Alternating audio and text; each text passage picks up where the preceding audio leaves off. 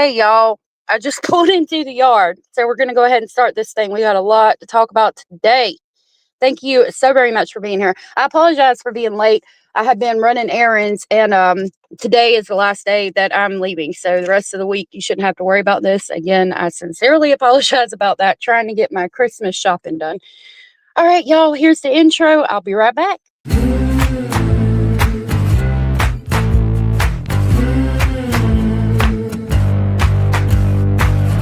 Listen up, I gotta tell you, there is something you should know. I have never really liked you at all. I cannot hide it anymore.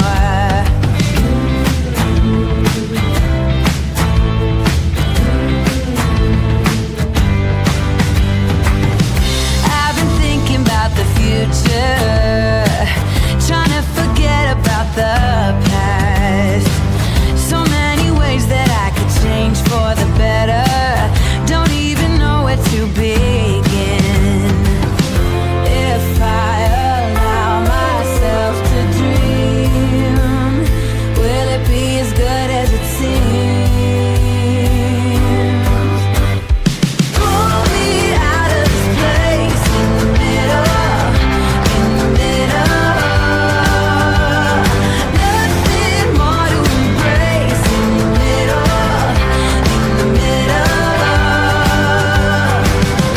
If I try to climb up the wall, everyone can see when I fall.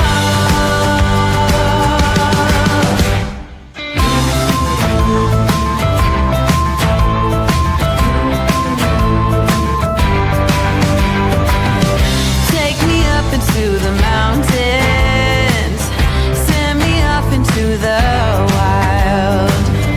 Misery is still a path I would choose if the alternatives are worse.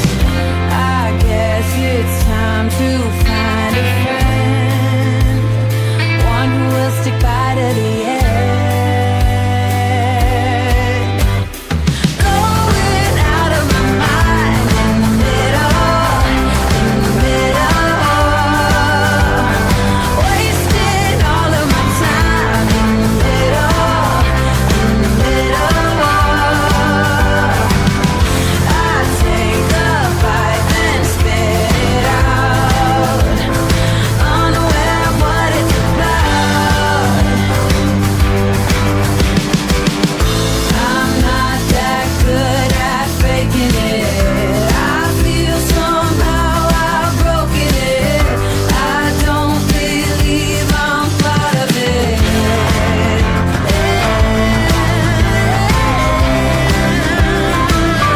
In the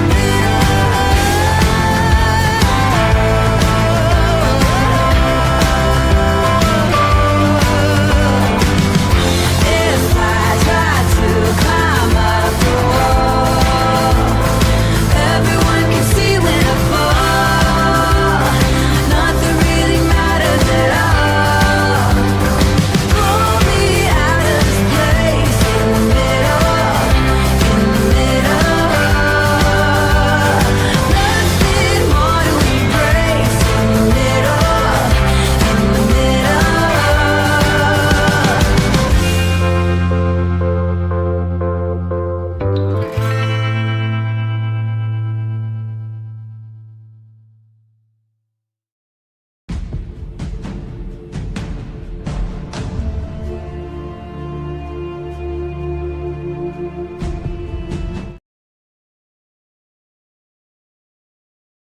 Well, that's weird.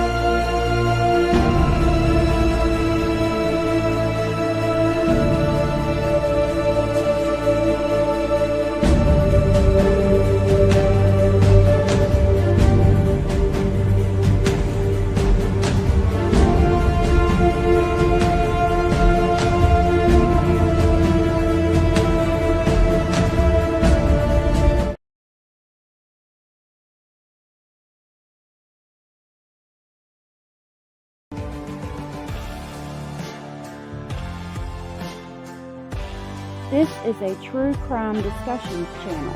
We speculate. This is all just speculation. Because it's true crime, it's for mature audiences only. There will be no children allowed, no exceptions. Everything on this channel falls under fair use. Please remember to like, comment, subscribe, and share. It's free.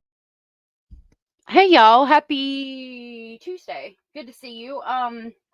Again, like I said at the beginning, I apologize for being late again today, but I should not have to go out and do anything after today. I had to go get the title for a vehicle and then go to the dentist. So I had a lot going on. Hannah, good to see you. Hey, Michelle, good to see you. Let me see if there's anyone stuck in vertical. Yeah, I know I've been doing it and it's supposed to help you grow your channel, but I don't know how much longer I'm going to continue to do that. Tammy, good to see you. Jenny Jen, good to see you. Miss King of Anything, good to see you. Rebel Princess, do you have a tentative date for when you're covering Epstein, Donald, and Bubba? No, I don't. I want to see the email. If you can get me the email, we'll talk about it anytime. I want to see the email. I've heard things about the email, but I haven't seen it. That's the only thing I'm trying to do with that. I'm trying to get documents on a lot of things. Southern Cats, good to see you. Dandelioness, good to see you. Edith, good to see you. Wolfpack, good to see you. Thank you so much for being here, y'all. Lovely Bones, good to see you. Michael Green Chili Chicken, I'm glad you're here. When I put it out on my YouTube channel, so I changed my YouTube name. Oh, yeah, you've talked about that. Got it back. Got it back. You were in the vertical live. I don't know if you've switched. Angela, good to see you, my dear. So glad you are here. Michael Green Chili Chicken, there you are. Lori Ann, good to see you. Thank you so much for being here. Julie, good to see you, my dear. Thank you so much for being here. Hio, good to see you. Allegedly, glad you're here. Why are there two? People are vertical streaming. Like, it's a new thing with StreamYard where you can stream the regular stream and the vertical stream, and it's supposed to bring more people to your channel.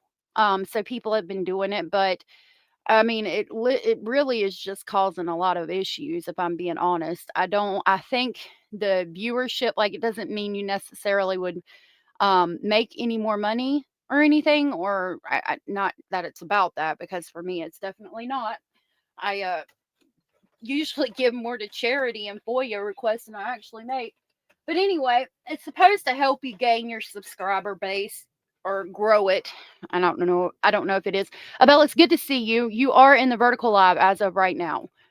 If the screen looks kind of weird, that means you're in the vertical live. If it looks different. Lori, you okay? Hey, Cara. We'll be listening while I get my treatment. Will you be safe? Good morning, PK Vale. Good to see you. Yeah, I want to see all the emails too, Wolfpack. I certainly do. Yeah, now you're over here. Good to see you. Scratch the Paint, good to see you. You are in vertical. If you come to the live without a phone beside it, you will be here with us if you want to chat. Okay, so we got quite a few things to talk about. I need to pull up my thumbnail because I'd be forgetting. Okay, let's start with Lauren Matthias. Yeah, we're going to go over here. Hold on just a minute. I need also my pen. See, I started from my car. When I was getting out of the car, I just pulled up and I started it on my phone. All right, I need to get this here time stamp. Rob Thomas, good to see you. Is this the best way we can grow our big orchards? This is the best way we can grow our good fruit to fall like dry leaves to rot on topsoil and be called by no name expert deportees? I have no idea, love. Is it possible to get away from the emails? Every news station, blogger, celebrity is talking about each new revelation. They are all in public domain. If I can see the emails, I'll talk about them. I haven't checked X, but if I can see them, I'll definitely talk about them. I have no problem talking about it. You know, if it's news, I'll talk about it. Okay, so let's talk about Lauren motherfucking Matthias, y'all. We're going to go to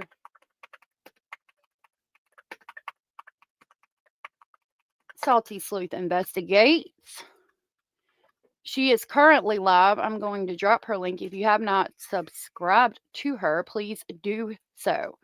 So what this is in reference to is the strike that Lauren motherfucking Matthias put out on Kresha for sharing family photos. Okay, it was some bullshit.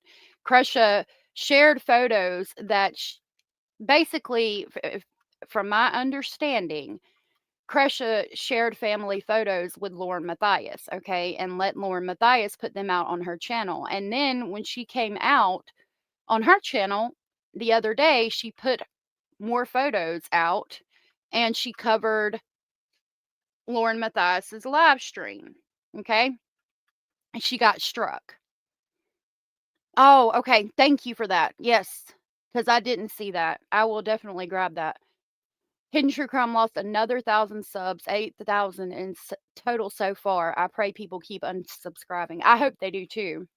So we have the actual copyright strike. She is fighting it. Okay. So Salty Sleuth Investigates wrote hashtag Hidden True Crime strikes at difficult research for sharing, quote, her content, unquote. Does she remember where she got the content in the first place and why? It doesn't seem to matter. Lauren doesn't want anyone speaking bad about her, but she can do it all day and twice on Sunday. From my research, the LDS take copyright material seriously. They teach about protecting your work. It's a whole thing, it turns out. I always feel like somebody's watching me. Those who sit highest on the pedestal fall the furthest and the hardest. It's a long way down. So this is what we have. Kresha has shared the copyright claim. Sorry about that. I'm going to try to see if I can make it bigger maybe. And I'm not going to be able to. So I'm going to have to get real close to the screen to look at it. Hey, Strada. Good to see you. You are in the vertical live. Just so you know. Gran, good to see you. You are also in the vertical live. Fucking Lauren doubling down on Kresha. I load that sickening plastic faced heifer. What a description. I will drop Kresha's link in a minute. I don't have links in the description box yet. So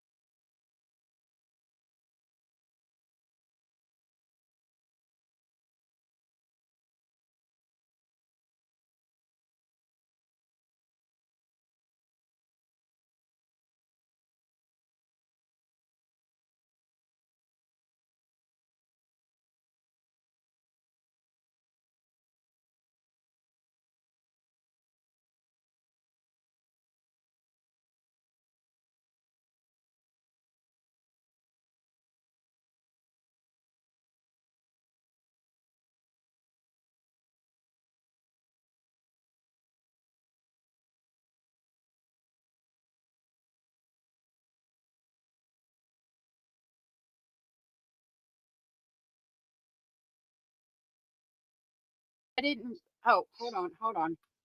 Sorry, y'all.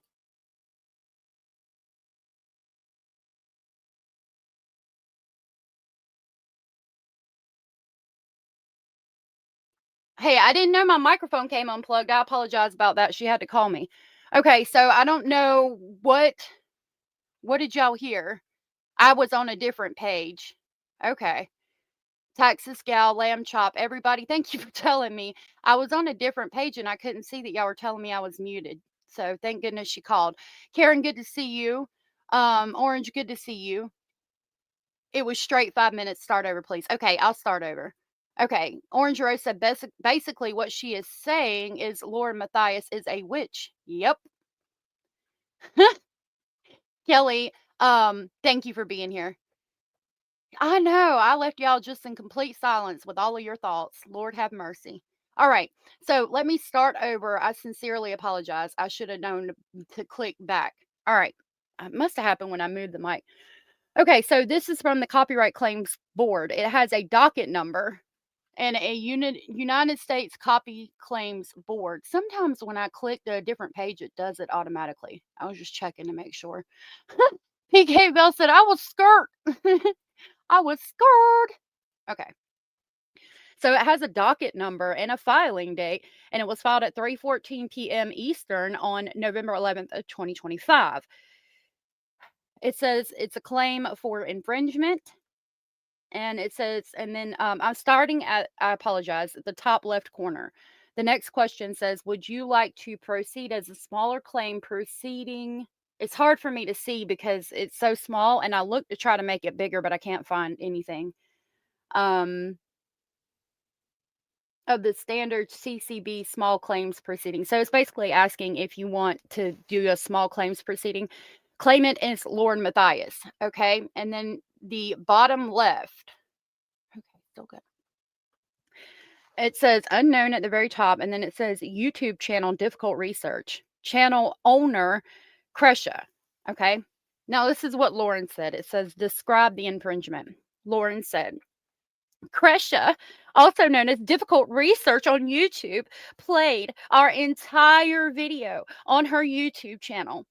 She took our content, which we wrote, directed, and produced entirely on our own from our YouTube channel, Hidden True Crime, and then played it on her own channel. It is identical to ours, except she talked aloud while streaming our video so that she could claim it was, quote, commentary, unquote, when in fact it was not commentary and certainly not educational. And then Wallen Quine walked in and I cried. Okay, then it continues.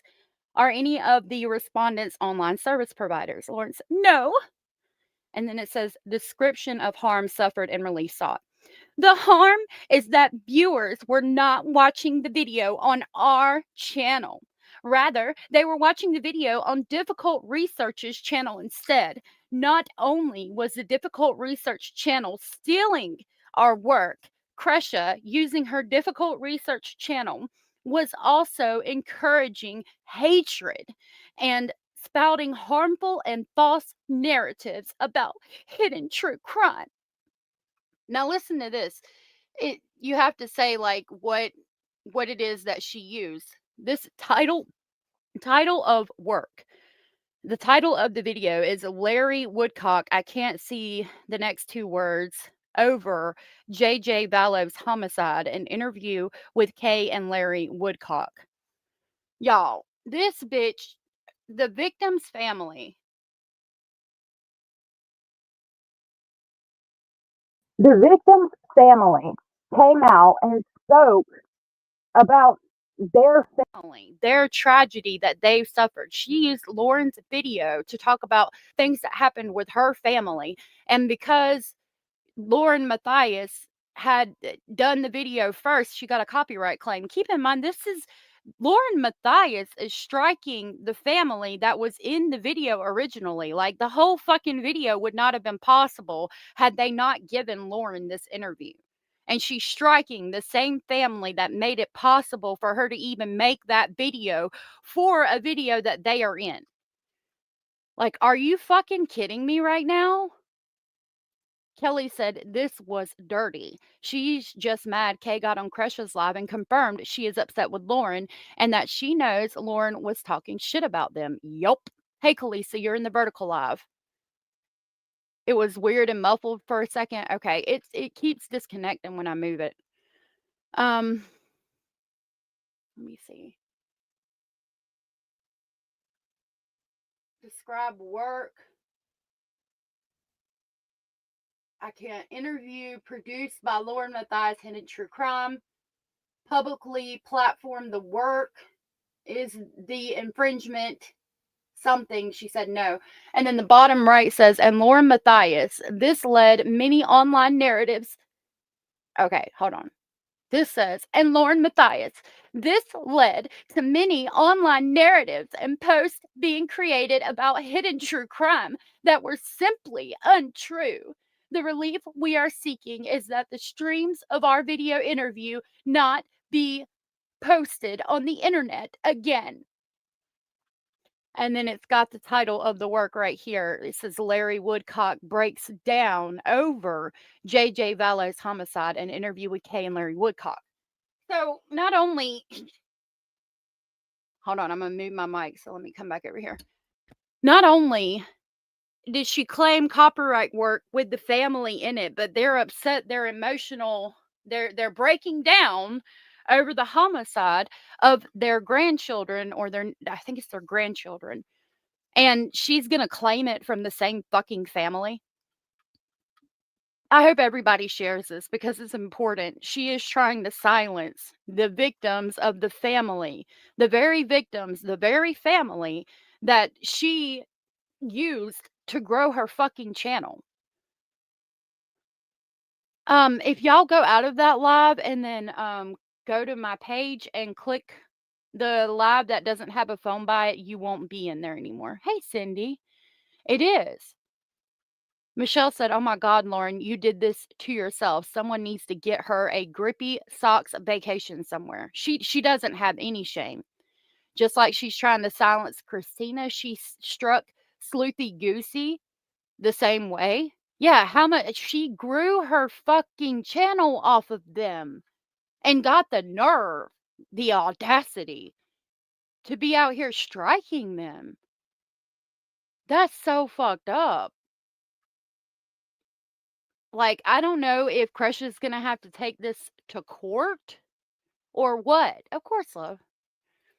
She's just mad she can't exploit them any longer, in my opinion. Exactly. Thank you, Hannah, for dropping that link. And the fact that she's exploited them for so fucking long and is now trying to silence them is just sickening in every aspect of the word. This is some bullshit. I don't even know what to say to it. Like, have you no fucking shame? Look at that. Bitch, have you no fucking shame? One quine.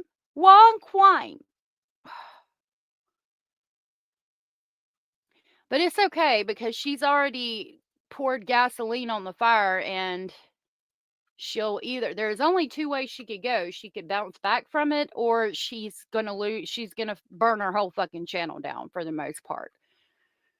Which one happens, I don't know, but it's going to be very hard to recover from this shit. I do know that. Okay. So we have documents, thank you very much, mods, on the Skelton boys, but I'm going to wait on that for just a minute.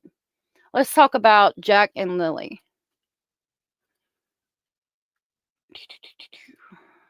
I got to find it. Hold on just a minute. Okay. So we've got, if you guys didn't know, they performed a search of a creek or stream that was by Jack and Lilly's house this past weekend. And they have updates for us on how that search went. Hannah said, I really need the gif of Cersei Lannister being parodied naked through the street and then runs ringing the shake bell for Lauren. We do need that. The shame bell. Shame. What is that? Let me see if I can pull it up real quick. Do.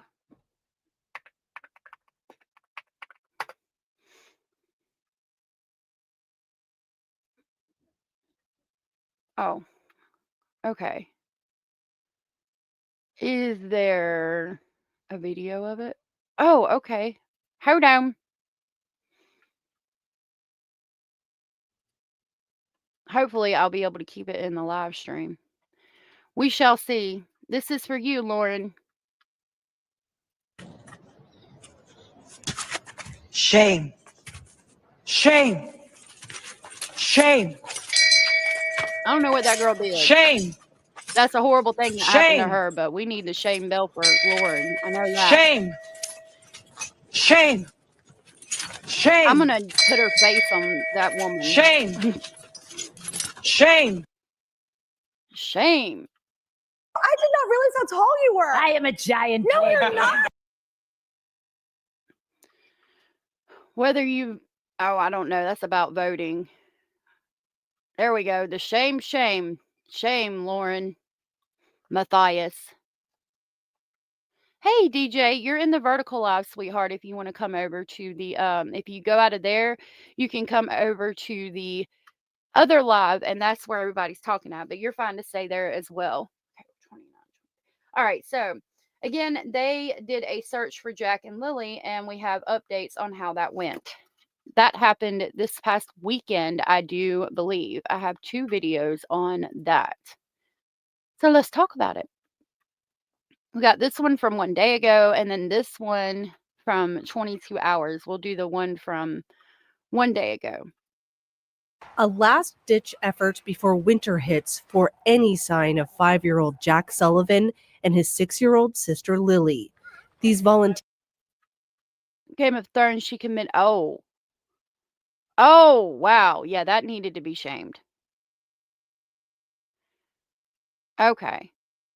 Yeah, that's not acceptable. Women who collaborated with German soldiers in World War II were shaved and parodied in the streets. That's interesting. Kelly Clarkson's back when she had much more weight on her. Kelly looks so great now. Cindy. Okay. Wolfpack, good to see you. I don't know if I said hey to you. Volunteers split into 6 groups and spent a day in the woods of Lansdowne, the rural Nova Scotia community where the siblings were reported missing on the morning of May 2nd. The nonprofit group Please Bring Me Home made the trip from Ontario to coordinate people on the ground. Now remember, the group Please Bring Me Home are the ones that talked to Malaya, put out the letter from Malaya and the statement from Malaya. The first information from Malaya that we have been privy to came from Please Bring Me Home. And I'm glad that they were able to organize this search because, I mean, we got to keep searching. All these children, Michael Monkey Vaughn, Jack and Lilly, Sebastian, Summer, all of them, we got to keep searching. They're out there somewhere. We got to find them. Be our side. We're going to follow it way down. Eventually, we're going to turn the river and we follow it up past Lansdowne Lake. About 30 people volunteered to take part in this search, most of them family and friends, all coming together in the hopes of finding any clue that will lead them to Jack and Lilly. It's sad, very sad, but it's been 6 months and we need some type of closure to this case. One focus, the area where a drone detected 2 heat sources late on May 2nd, just before midnight. Wait a minute now. We've got an area that a drone detected heat sources late on the night of May 2nd, and we're just now checking that? What the hell? Why are we just now checking that, y'all? No, Nope. Where is it? What the fuck is going on here? That is, let me move. That is just completely unacceptable. But seriously though, like what you had that heat source since May 2nd? Nobody's fucking checked it? The fuck are we doing? I got a problem with that. Here's like it could be. Maybe he's going to explain it. Maybe I need to just shut the hell up and listen. Just before midnight. One appears like it could be small object sitting, just two heat signatures sitting close together near the water. RCMP says an officer followed up, found nothing, and determined it was likely a bear. But this group wanted to be certain. I'm not sure, but it Okay, but like, what if there's two heat signatures by the creek, and you go there and you don't see anything, and you think maybe it was a bear. I need, like, unless you actually laid eyes on a fucking bear, we need to be digging up the ground. We need to be looking down the creek in case the heat signatures fell into the creek and went down. We need to be in the water, in the leaves, in the area. Like, this is a problem for me. You walked over there and didn't see anything? I mean, do we understand these are two little children that could be thinking this is a game of freaking hide and seek and hide from you when you come there? What? I don't like this. I don't like that at all. Texas gal said heat signatures could be animals, and I hope it was, but like, as the police, if I don't see an animal, I got a problem. Sunshine says no, they were checked. They just went back and checked again. The pink ribbons are from search and rescue. I'm glad they checked it. I just wish that they would have like laid eyes on the animal that made the heat signature. I need to know if they at least laid eyes on it. Why didn't they want to make sure back then? I think they checked, but like, I don't know. They might have been like, trying to hurry up and get everything checked. More things found by regular people than police, said Gran. Hello, CP. I know DJ said you were scheduled for brain surgery today. I was hoping to find out how it went. Hey, indie girls. DJ, I hope you're doing all right. may or may not be the drone hit where the infrared sensors picked up. Just because I see a line coming down from up here and leads right down to our water. I'm not sure. I've got to confirm it later on, but we're just going to take note of it and do a special little search around here, especially just in case it is something. Nothing was found in that specific area, but teams did find a few items of interest. And it looks like it has like underwear burnt, like it's been burned, and it's the t-shirt. So it's a unique design. So we took a picture, we sent it to the RCMP. They then spoke to family and they said that it's not something they recognize. Volunteers also came upon a child's bicycle, a blue blanket, and an old geocaching kit with the children's stepfather's name in it. That's why it's so Whoa. Have y'all ever done geocaching? Do you know what it is? It's where like you get this app and it has a map, and it'll say it's like finding little hidden treasures. And so it'll give you like a GPS coordinate for something in the woods, and then you go and look what it is, and it could be like a little figurine or a painted rock or a dice, things like that. And you go locate it. There's usually a piece of paper, and you sign the piece of paper saying that you had found it, and then you put it back so that another person can find it. Yeah, it had Daniel's name on it. So, I mean, that's something he does. Let's back that up again. Took it back a little bit further so we can get all information. There's also a ladder over there, it appears. like it's been burned, and it's the t-shirt. So it's a unique design. So we took a picture, we sent it to the RCMP. They then spoke to family and they said that it's not something they recognize. Volunteers also came upon a child's bicycle, a blue blanket, and an old geocaching kit with the children's stepfather's name in it. Okay. Daniel Martell, May 3rd of 2014, left a 2012 quarter, took nothing. So he's lived there his whole life. I mean, that makes sense. And, well, I was going to say people signing it. I mean, it aligns because the one above it is Christmas Day of 2012. Cool, easy catch. Merry Christmas. But the one after it is December 24th. Oh, no. Okay. It's December 24th of 2015. Beaver busy. Woot Beaver busy. So, I mean, the years match up. We got Kaylee, 24th of July, 2012, Christmas Day, 2012, May 3rd of 2014, which who knew that 10 years later, the day before, children would go missing? That's insane. He left the 2012 quarter, and then this person came Christmas Day of 2015. I don't know. The receipt makes sense, but it is a little weird. I mean, he lives in the area, so. Hey, Rachel, good to see you. I mean, we don't got cameras to see when definitively somebody signed it, but it is water damaged. Sometimes there's black spots. I'm sorry, DJ. Scratch said it would be interesting to know if he does it at the same time. Yeah, that is crazy and interesting. Hey, Indie Girl. Hey, Rachel. That's why it's so important to relook, like especially before snowfall, and have a third party come and just take a peek. Not that we're no better than anybody else. It's just having a third party come look is so important. But at times, it got tense. One property owner refused entry where there are signs for no trespassing. Why are you trying to stop us from finding them? You have what? We weren't in the Two field. very dangerous animals. What animals are they? Two rams. A roller coaster of emotions for everyone involved, especially those who love Lilly and Jack.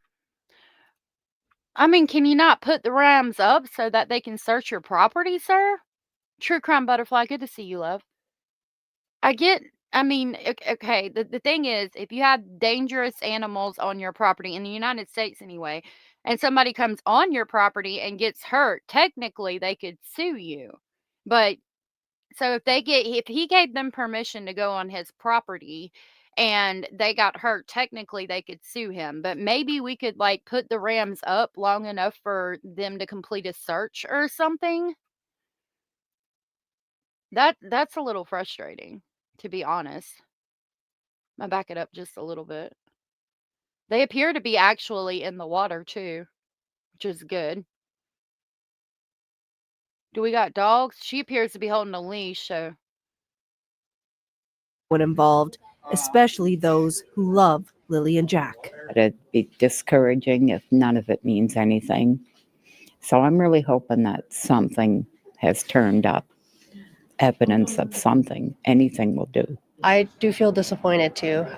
The main output I was looking for was finding the kids, and that's not what happened today. I do feel like we have more questions, especially with finding things throughout the woods. The RCMP says none of the items found are relevant to the investigation, but with everyone feeling unsettled, the volunteer group now plans to bring in cadaver dogs to do continued targeted searches this week. Okay, so there's going to be more searches this week with cadaver dogs. I think that putting the cadaver dogs out there would be important at this point. Angela McIver, CBC News, Lansdowne. Okay, this is the next one that I had for you guys. And the fact that it's found in the water, downriver, yeah, it's just strange. It's strange. So we're organizing a search for Jack and Lilly. Okay, so that was the geocache. It was found in the water downriver, which is strange. That is interesting. I mean, that would be significant because maybe the kids found it and were playing with it, and then it, dropped it in the river and it went downstream is what I'm thinking. I don't think necessarily it has anything to do with Daniel. The woman on the left was the kid's aunt, apparently, said Abellis. Kelly Disdelicious, good to see you. I don't know if that they're inside the search area either. I personally wouldn't care as much as you search as much as you need. It's two little kids. I think the ladies could have handled it a bit better. I agree. Lilly Sullivan. We are relying on community members to come and join those efforts. We're going to offer like a little bit of shooting from the hip training on walking along looking for evidence. We've had about 40 people volunteer, but overnight you've had some people drop out. So I would be over the moon if 30 people showed up. Your safety does come first. We are looking for the kids, but your safety comes first. I would say mostly family and friends, and then there's just like concerned members of the community that wanted to get involved and help search, and this is their opportunity to get that. We were not going to get involved. We were trying to stay far away from this because we felt that the RCMP were heavily involved. Search and rescue was heavily involved. They were doing a bang-up job from what we could see from the outside looking in. And, as soon as you start having conversations with the family, when any family member fills out an intake with Please Bring Me Home, we always get involved in some capacity. We never say no.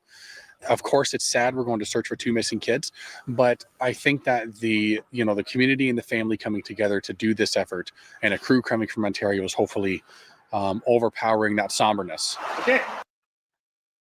It's with the amount of time that it's been, it is sad to be searching for potentially 2 children's bodies, but I'm glad that they were able to come together and search. Okay, Michelle, have a good day. He sounded older, may not have understood while all those people were approaching and shouting at him. That's true. The gentleman heading up this search saying he doesn't believe that the kids are out there is very interesting. He's got lots of experience. That is interesting. I didn't even think about that, and I don't know why. I wonder where I would love to ask him where he thinks they could be. Like, does he think they were abducted? With the blanket being in the woods on the side of that road, it makes me feel like maybe that they were, because I feel like somebody grabbed them and then threw the blanket out as they turned on that road and left the area. Hey, Keith, we're going. Stay safe. You guys good? Well, they did search. Can you describe how the day's been going so far? It's been a wee bit stressful. Just trying to manage from the outside to make sure that the searchers are safe, and there's 6 groups, so it's a lot of moving around and making sure that they're okay. Like I've had to get 2 people out who needed to go out because it was too much for them. So that's been a little bit difficult to manage. And then just with the cell service and the walkie-talkies not working properly, it's been really difficult. But I know where everybody is now, and we've only got a couple hours left of sunlight, so we're ahead of the game. There has been some items located that would initially be like items of interest. So it looked to be like a boy's t-shirt we had located. We sent that to the RCMP. They're going to connect with family to see if it appears familiar at this time. So they said in the other interview that they did connect with the family and that it didn't look familiar, but that's weird that it's out there with a pair of underwear, apparently. Sunshine said where they were searching was across the road from the property. I believe they checked the river, but the search was focused on the river, which they covered a lot more. That's good to know, and I'm glad they did that. Hey, Holly, good to see you. Jack and Lilly, the update. The police didn't want them involved either, then agreed to allow them to search just the waterways. I think the police know more than they are saying. That's really interesting. I wonder why the police didn't want them involved and then said they could search the waterways. If everybody that was polygraphed passed their polygraph, then I mean, why wouldn't we want to be out there searching? And from what I know, everybody has found some that were 10 or more years old in the ground. Yeah, I've done it a couple of times. It doesn't appear to be a familiar shirt. We found like a box with some people's names in it that are interesting that we're going to turn over to the RCMP. They're actually on duty today, so just in the event that we do find something. And they were very interested in the box that we found with the certain names in it that I can't say, but they're interested in that. And the fact that it's found in the water, downriver, and yeah, it's just strange. It's strange. So my thought process on that would be this: it is a geocache. And I've explained that to you. Like, I would think, because it looked to be a notebook, okay, and I know I'm not. I wish I could convey what I'm trying to say better. Right here. That is a notebook with lots of pieces of paper. So I'm sure it has signatures going back more. And then there's another notebook. So there's probably signatures of people from more recent times. And they probably want to locate everybody that's in that book and ask them about the time that they were in the area, if they know how the box got downstream. Because if nobody is aware of how that box went downstream from where it was supposed to be at in the water, then how did it get there? And who's on that list that we need to talk to? Because they obviously want to talk to somebody. And it's probably somebody maybe from the day they went missing or close to the day that they went missing. Ask them if they've seen anything in the woods, things like that. Oh my gosh, Edith, I'm so sorry, babe. I will be praying for you. Mustang has been in and out, Tammy. I don't know what's going on with Mustang. Police don't want anyone else to find them, makes them look incompetent. That could be a possibility because they like to argue about that kind of shit. I think the RCMP dropped the ball on this one. I do too. Scratch the paint, especially with the amount of time that lapsed before they got video camera footage. I don't believe everyone passed the polygraph. Law enforcement can lie, and they do. Yeah. He may not have known what it was. I didn't at first. People left business cards as well. Interesting, Sunshine. Geocaching, you are supposed to hide it or lightly bury it. I thought, yeah.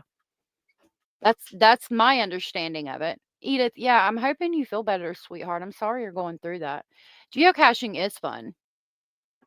I'll try to pull it up and show you what it is while we listen. People's names in it that are interesting that we're going to turn over to the RCMP. They're actually on duty today, so just in the event that we do find something. And they were very interested in the box that we found with the certain names in it that I can't say, but they're interested in that. And the fact that it's found in the water, downriver, and yeah, it's just strange. It's strange. It is strange. So this is geocaching. Here you see a photo of children.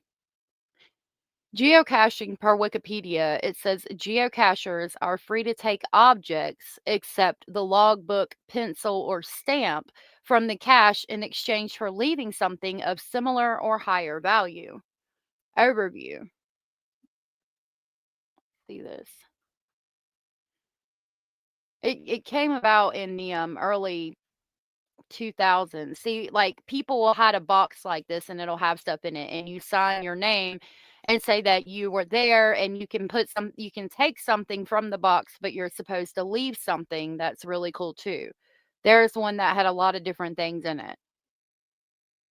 It's fun for kids.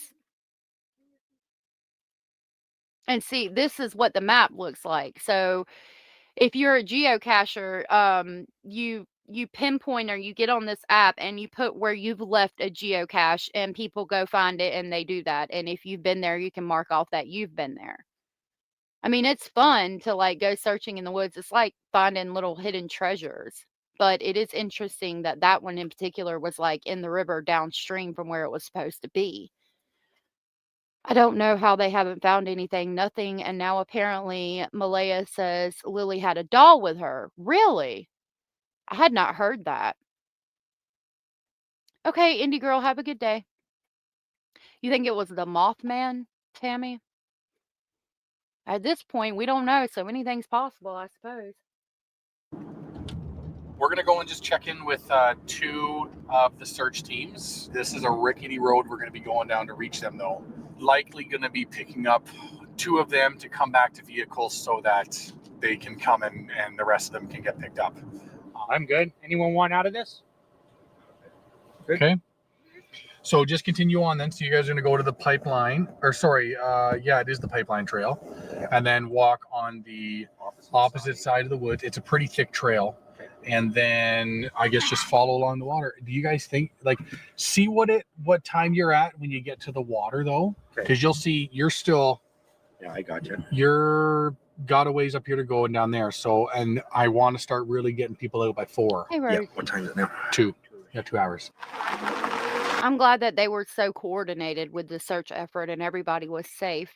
Rosie, you are in the vertical lab. Just by the way, you're fine over there if you want to be over there. If you don't want to be over there and you want to be in chat with everybody, exit out of that, come to my page, and click on the one that doesn't have a phone beside it.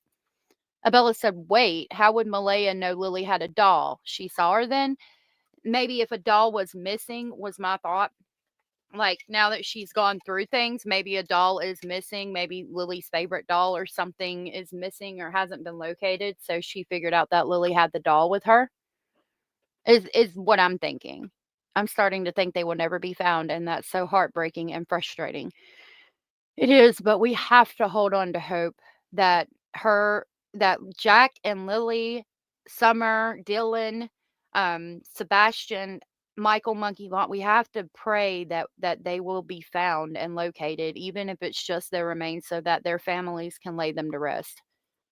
Found alive is what we all hope for, but if they're, could you imagine having a child who went missing and like not even be able to mourn their death? I mean, every single time you heard about something on the news where a child is found or something to that effect, you're going to wonder if it's your child. It would be horrible. It would just be a never-ending nightmare.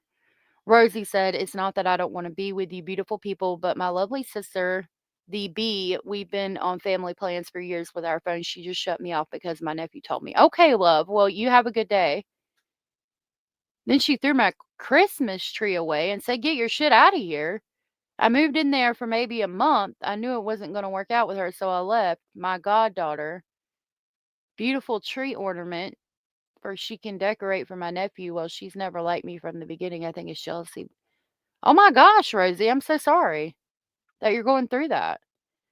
Dandy said, I find it highly suspicious that a mother takes off and leaves when children are missing. That is suspicious to me, honestly. You wouldn't be able to pry me away from there with the jaws of life. This, by far, has been the most wouldn't it be? difficult to manage during the search because you're having to check in with each team every 30 minutes and things come up. Well, You we have love to go you and talk too. to Be property safe. owners who are upset that we're there. I will have you charged for trespassing. Do it. This has been by far one of the more difficult ones to manage from a safety perspective. Now that I've been I feel here, like it was trafficking. I'm even in my own mind trying to comprehend how it can be possible that these kids wandered off and they haven't been found, especially after being in there and seeing all the flagging tape and hearing from all the property owners that we spoke with what the searching has been done. I'm having a really hard time fathoming that probability now that I've seen it for myself. And what makes you say that? Many things, but I think most importantly it is the amount of effort that search and rescue has put forward to try and find these kids and how quick they were able to start that process.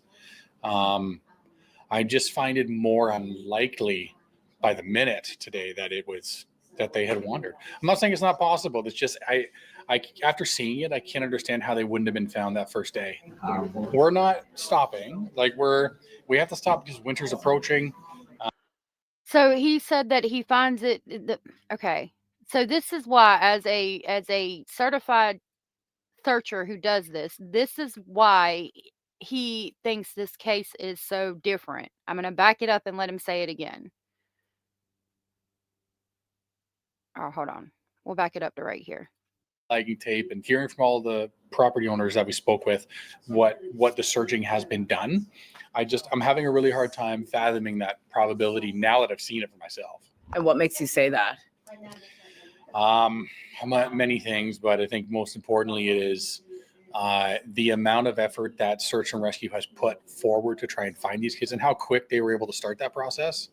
I just find it more unlikely by the minute today that they had wandered. I'm not saying it's not possible. It's just I after seeing it, I can't understand how they wouldn't have been found that first day.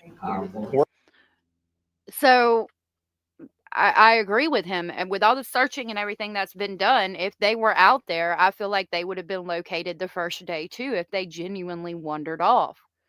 And then we have in the court documents where they talk about a woman witnessing another woman pulled off on the side of the road with a gold sedan and two children walking toward the gold sedan. And the woman had the door open and basically described it as she was coaxing them into the vehicle. The children appeared older to the woman, but I mean, who, I would have a problem getting the ages right as well. I'm wondering if that sedan is who took them. How are you just now noticing the dog gone? I'd be going through all their things every day. It would be the only thing left of them. Y- Great point, Sunshine. It's a good question. I would love an answer to. I would stay at that house with the porch light on forever. Right. It's hard. I don't think they wondered either. From day one, them kids would have been terrified in them woods. Imagine yelling and crying, scared to death. I would be lost if I was there. I, I would be if I was lost in there. I apologize for misreading that. Right. Twisted Quill, good to see you. Thank you for being here and thank you for the compliment. I think there was more to that golden sedan too. We're not stopping. Like we have to stop because winter's approaching. And we will come back in springtime and do a search dependent on what our CEP's involvement in springtime will be. So, and who knows what will be learned throughout the winter. When the families ask for help, you can't really say no, whether it's a current case or whatever. We have the capacity to do it. We shot from the hip here and planned this in 2 weeks, and we were able to do it. And we were able to clear many kilometers just by asking for locals to come help. So it can certainly be done. And, we're in it until they're found.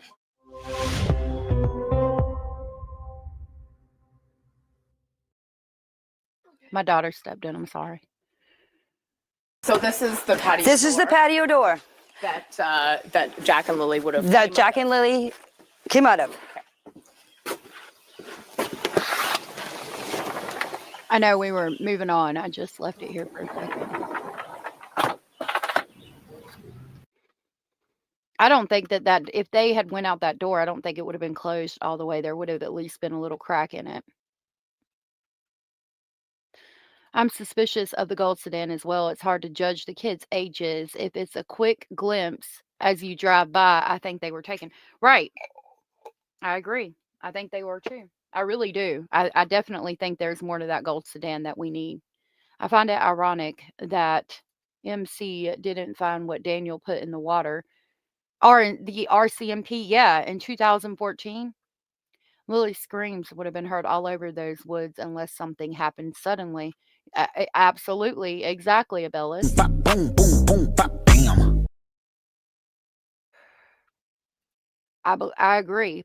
It bothers me RCMP didn't do more at the beginning to stop all cars on that road and check videos along the route. Yup.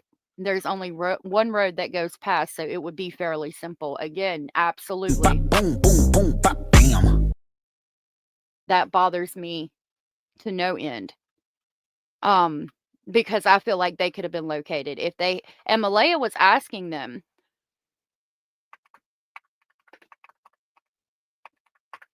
to do that. They were asking them to close off the borders and all of that and to do that so that the kids could be and I feel like if they had, they would have been located. Yay! Skibbity Foopa Flap, if you're here, good to see you. Abraham, good to see you. I don't know if I said hey to you yet. I really feel like that they were taken.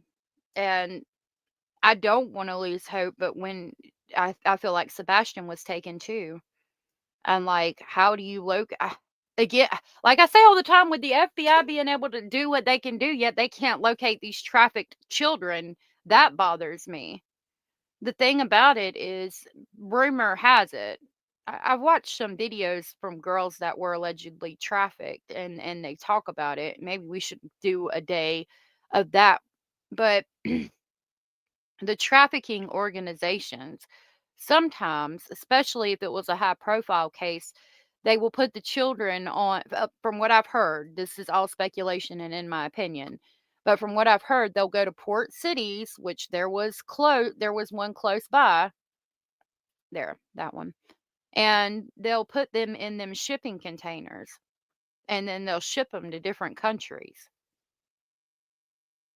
And with these cases being so high profile, I wonder if that's what happened. And it scares me.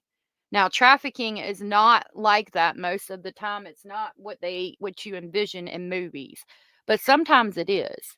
Most of the time, trafficking has to do with grooming and then making the woman or child or person feel like they need to do this. It's a psychological thing, but there are instances where people are put in shipping containers and shipped to a country where they can't even speak the language. So what do you do then? I couldn't even begin to imagine as a child, nonetheless. God almighty. I might be wrong, but those kids seem feral, kind of like Summer Wells. The granny said they played in the woods all the time. Yep, mine are feral like that. They're all the time in the woods. I still can't get past her to call the kids sick from school, turning the TV on and calling mom at 8:20. This case is a mystery. It really is. Twisted said, "Don't get me started on the RCMP and their procedures or lack thereof, spoken as a Canadian." Right? Children do deserve to be safe. If we could stop these people who want to abuse children, that's where it begins. We need to cut the head off the snake. You know what I mean? Did you see the video Cindy posted the other day? 122 missing and endangered children in Florida rescued. Oh, thank God for that. Thank God for that. Yes. Boom, boom, boom, bop, bam. Amazing. Thank God for that. I mean, as these parents, you wonder, is my child going to be found there? Is that what's going to happen? I do know where my kids are. Yes. My husband was feral in Tennessee when growing up. I think it's a great way to be, but there's just so much danger. It was random that set up then, or just a random stranger saw them and snatched them.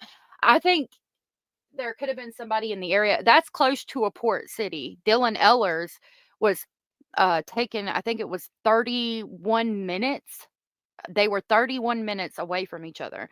Somebody could have been driving down that road, or they could have been watching for a while. Or, I mean, if they were driving down the road and they are into nefarious, disgraceful, sinful, death-worthy behavior like that, and they see two children walking down the road, I think it's very possible that a woman in a gold sedan, for instance, could have pulled over and coaxed the small children into the car because she saw them walking down the road, and then she was like, "Oh, this is my lucky day," and then did this, which is scary. I think maybe a person who drives past there often knew the kids would be waiting alone often, and they took the opportunity to bribe them, just offering snacks and a ride. That's very possible too. When the lead detective was asked if they searched the house, he replied, "I'm sure they have." Yep, but they did, because it's on the dispatch. I was a feral child, nothing wrong with it in certain circumstances. No. And no need for Lily to scream if she thinks it's a kind adult offering food. Yep. We don't know. We don't know if the kids tried to get on the bus to go to school, and that's a possibility. I want to know if the trash was searched for Jack's dirty pamper that he left in, his pull-ups or whatever. Where is that? Why was that not located? Again, if they wandered off in the woods, that would have come off. It would have been so full of mess that it would have literally slid down his little legs, and the dogs would have found that. I feel like they would have walked straight to it. I want to know if the trash was searched. If the blanket was thrown out, the pamper was probably thrown in a dumpster too, because I think they were all by the road that day. It's possibility. I think they extensively looked at the bus driver and his brother, but you never know.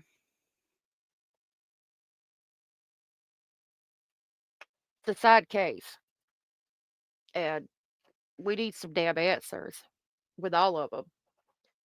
So, speaking of answers, let's talk about this case. Now, there was a hearing not too long ago that we covered on our case where the Skelton boys' mother was able to declare them legally deceased. The Skelton boys, I'm sure they're going to give us a brief on it, but their father, after 15 years, was finally charged with homicide. There's several on it. I'm gonna play a news clip about it where they should break it down a little bit more, and then we will look for we'll watch the hearing. I've got documents on it as well. So, but thank God after 15 fucking years, he's finally being charged with their homicide. He had them for visitation on Thanksgiving, and the mother and father were fighting. He was an asshole, allegedly, and he had them for Thanksgiving, and then he wouldn't say or said that they were missing. He wouldn't say what happened. The house was destroyed. Like shit, like somebody had been really angry and went through there and knocked a bunch of shit over and like thrown a bunch of shit. It was really a lot. It was really weird. Lorianne, thank you for being a member for 3 months. Thank you for that continued support. I greatly, greatly appreciate it. Lorianne says, love our family. I love our speculating family too. Let me give you an amazing for that. Thank you so much for sharing that milestone with us. And thank you for the continued support. Amazing! Yay, Basil. He is here today too. All right. So let's see information about Mr. We've been in touch. Skelton before we get into the documents. Local 4 News starts now with a breaking news alert.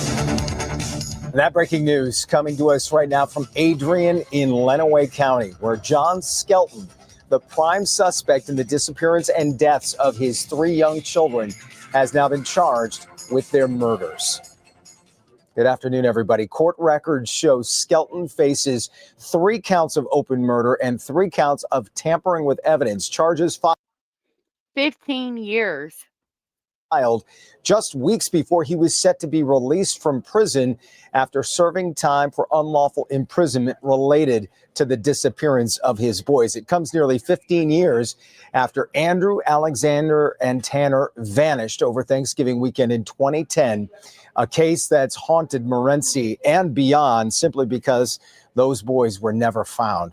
Our Erica Erickson is on her way to Morenci at this hour. It's a very fluid story that just broke a short while ago. Erica, talk to us about what you're looking into as you head there.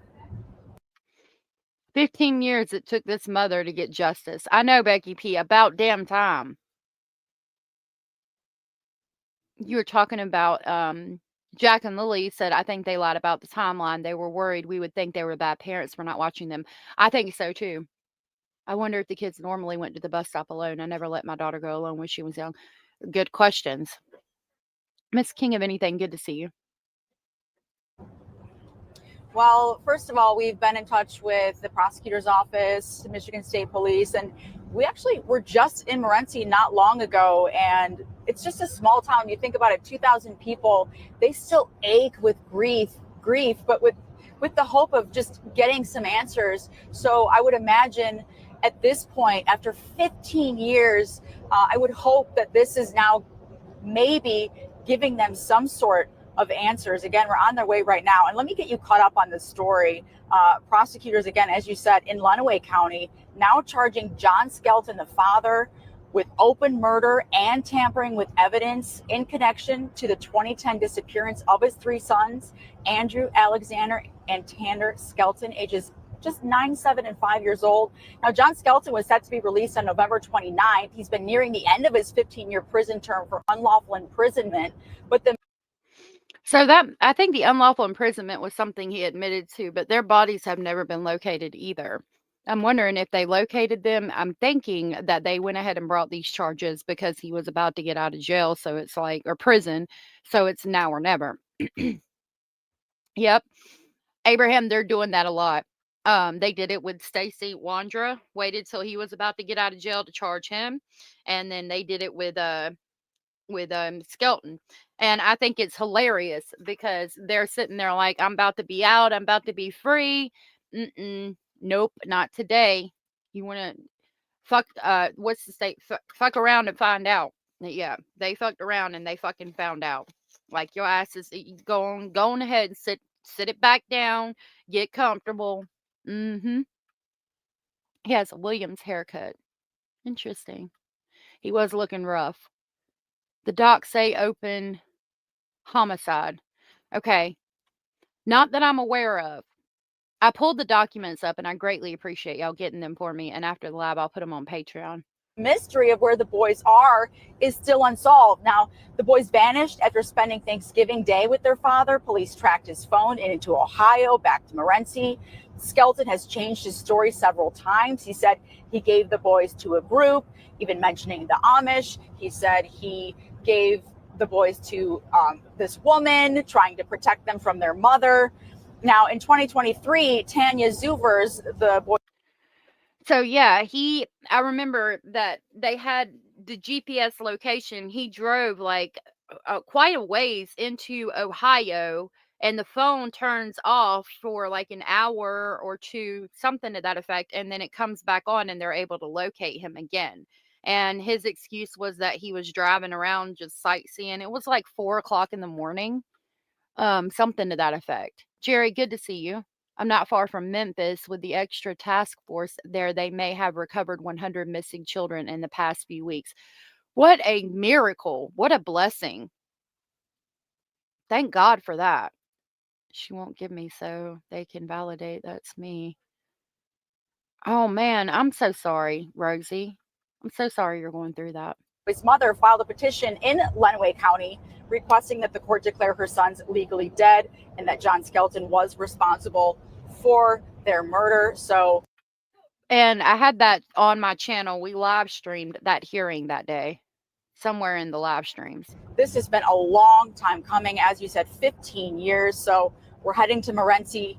Again, this small town has been rocked by this, and everyone has just been sending prayers to the mother. We spoke to a couple of folks. We just spoke to the chief there, and we're hoping to get, who said he's, by the way, still getting tips from people and still always looking into those tips and constantly communicating with Michigan State Police. So hoping to learn some more about this as this unfolds today. Obviously, yeah. And Erica, I don't know if it was in the documents or if you've heard anyone talk about this, but since they had now been finally legally declared dead, did that open the door to these murder charges? It sounds like that's what happened here. And again, as you said, very, very fluid. We're waiting on some communication from the prosecutor's office, but it does sound that this has been very, very meticulously planned. Again, he's set to be released the 29th. Right. So this has been filed. Yeah. I don't think he's going anywhere. We'll exactly. see. All right. Well, we look forward to your reporting coming up later. So I like that. I like what Kelly said. She said in Polk County, they get you all the way booked out and in your own clothes. And then as you walk out the door, they say you're under arrest. And I think that's the only way this could have been any better than it was. I am here for it. That man should have been charged, in my opinion. That dude looked like the father of Sebastian. Interesting. They have to sit and book in for 12 hours while they book your ass back in. Yep. And they deserve it. Okay, so here's the documents, and then we'll look at his hearing. This is the state of Michigan, and it is the affidavit of probable cause. Again, thank you, moderators. I love my moderators. They are the best. Thank you guys for getting me these documents. Incident date is on or about November 25th of 2010. The agency is the Michigan State Police. We've got the complaint number. John Russell Skelton is the defendant, and the charges are 3 counts of homicide, open homicide, 1 count of tampering with evidence. The incident address or location is Lenawee County, Michigan, and it was suspect identified was by the Michigan State Police investigation. Elements of crime charge, see the warrant. All right, let's see what they got. Tanya Zuvers and John Skelton were married in 2002. In September of 2010, the relationship between the two was coming to an end, which John did not want. On September 15th of 2010, Miss Zuvers, through her divorce attorney, secured an ex parte order granting her exclusive parenting rights of Alexander, Tanner, and Andrew. So it's like, 3 months and 10 days before they go missing is when she files the ex parte order and then gets the exclusive rights to the children. Parabola, good to see you. You are in the vertical live. If you go out and come to my page and click on the live without a phone beside it, you'll be with everybody else, but you're more than welcome to stay over there. Continuing with the article, Miss Zuvers attempted to pick up Alexander Tanner. Okay, wait a minute. It says Alexander, Tanner, and Alexander, but it's supposed to be Andrew, on November 26th of 2010 from John. After some back and forth, John told her that he was at the hospital after a failed self-deletion attempt. When officers responded to John's home in Morenci, Michigan, the house was in total disarray. John completely destroyed furniture and other items in the home. A search of Skelton's internet search history revealed that within a weeks of the boy's disappearance, he had searched different ways to commit homicide of a person. The three boys were last seen playing in the yard in the afternoon hours on November 25th of 2010. This was the last time the boys were seen since that time.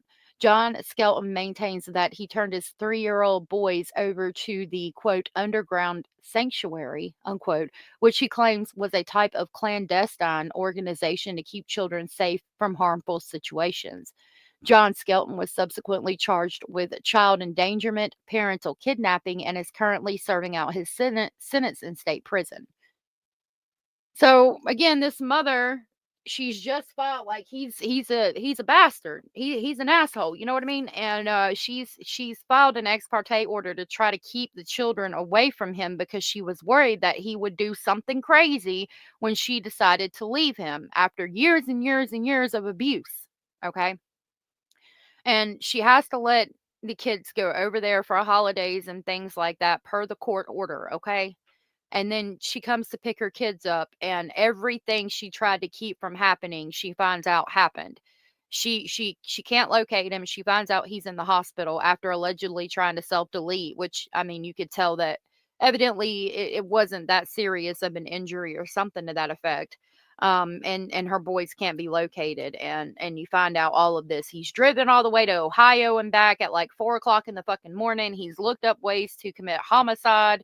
He's tried to self-delete. Your boys are gone. The ex parte order you filed to try to keep this from happening didn't keep it from happening. And 15 years later, still no sign of the boys. She did, like they said, in 2003, have them declared legally deceased. Okay, continuing with the document.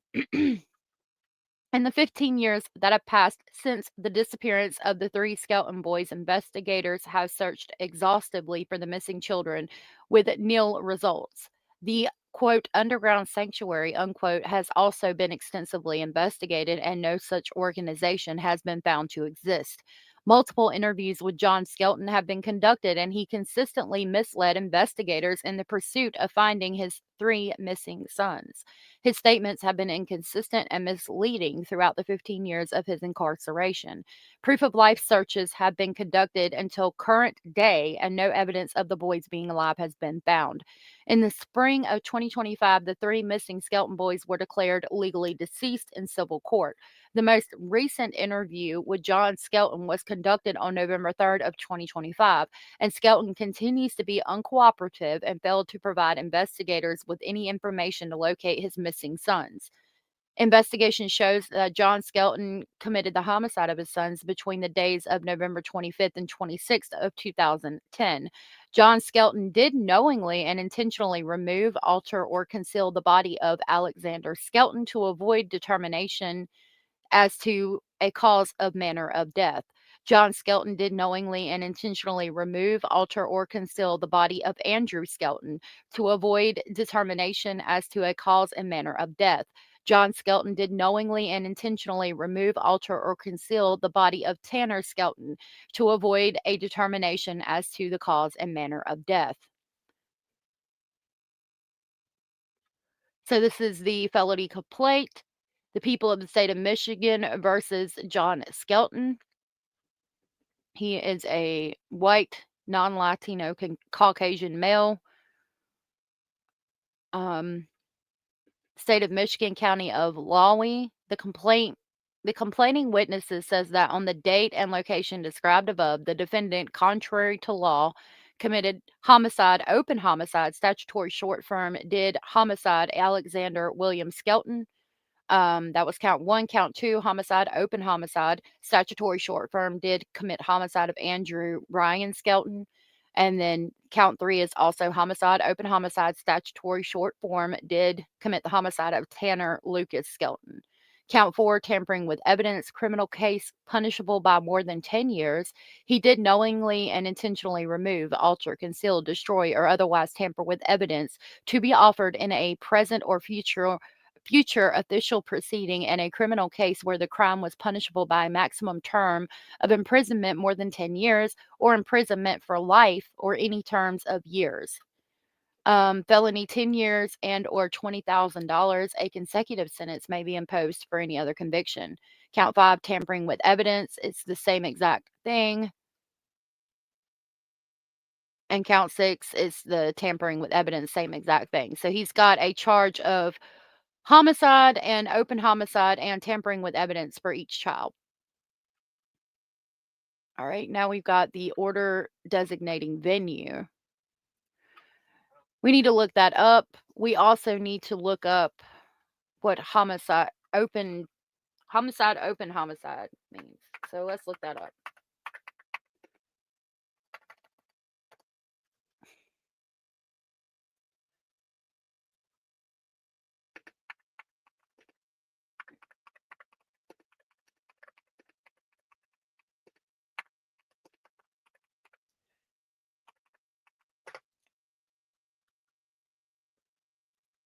Okay, what is the open homicide statute in Michigan? The elements of first-degree homicide punishable by imprisonment for life without eligibility for parole. So that means there's no death penalty. It includes all the elements of second-degree homicide plus one of the following. Homicide perpetrated by means of poison, lying in wait, or any other willful, deliberate and premeditated homicide. Homicide committed in the perpetration or attempt to perpetrate arson, criminal sexual conduct in the first, second, or third degree, child abuse in the first degree, a major controlled substance offense, robbery, carjacking, breaking and entering of a dwelling, etc., killing an officer. So second degree homicide are a death caused by an act of the defendant with malice and without justification. Malice is defined as the intent to kill, the intent to cause great bodily harm, or the intent and act in wanton and willful disregard for the likelihood that the natural tendency of such behavior is to cause death or great bodily harm. So he committed homicide with malice and without justification. And then also he gets one of these two, which makes it murder in the first degree. It was perpetrated by means of poison, lying in wait, or other willful, deliberate, and premeditated homicide. So basically, he committed homicide that was premeditated with malice without justification, from what I'm gathering from that. Homicide that was with malice, without justification, and deliberate and premeditated. That's what I'm gathering from that. You guys can let me know if you see anything different. If you guys don't mind, twinkle twinkle to the thumbs up, please. Come on, players, stop hating. Stop hating. Start participating. Start participating, Star. Come on, twinkle twinkle, baby. Twinkle twinkle. Twinkle twinkle, baby. All right. Order designating venue for prosecution reads: Jacqueline Wise, prosecuting attorney in and for Lawry County in the state of Michigan, has alleged, and it appears that a felony was committed in the state of Michigan by one John Russell Skelton. It further appears that it is impossible to determine within which county the offense occurred, even though an extensive investigation has been conducted. Now, therefore, in accordance with the statutes, I do designate the county of Lawry, state of Michigan, as the county in which the alleged perpetrator of this felony shall be prosecuted and punished, and that the county of Lawry shall bear the burden and expense of prosecution of this cause. And then they signed it.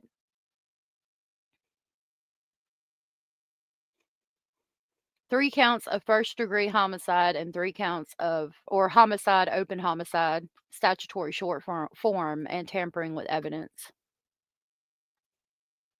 After 15 damn years.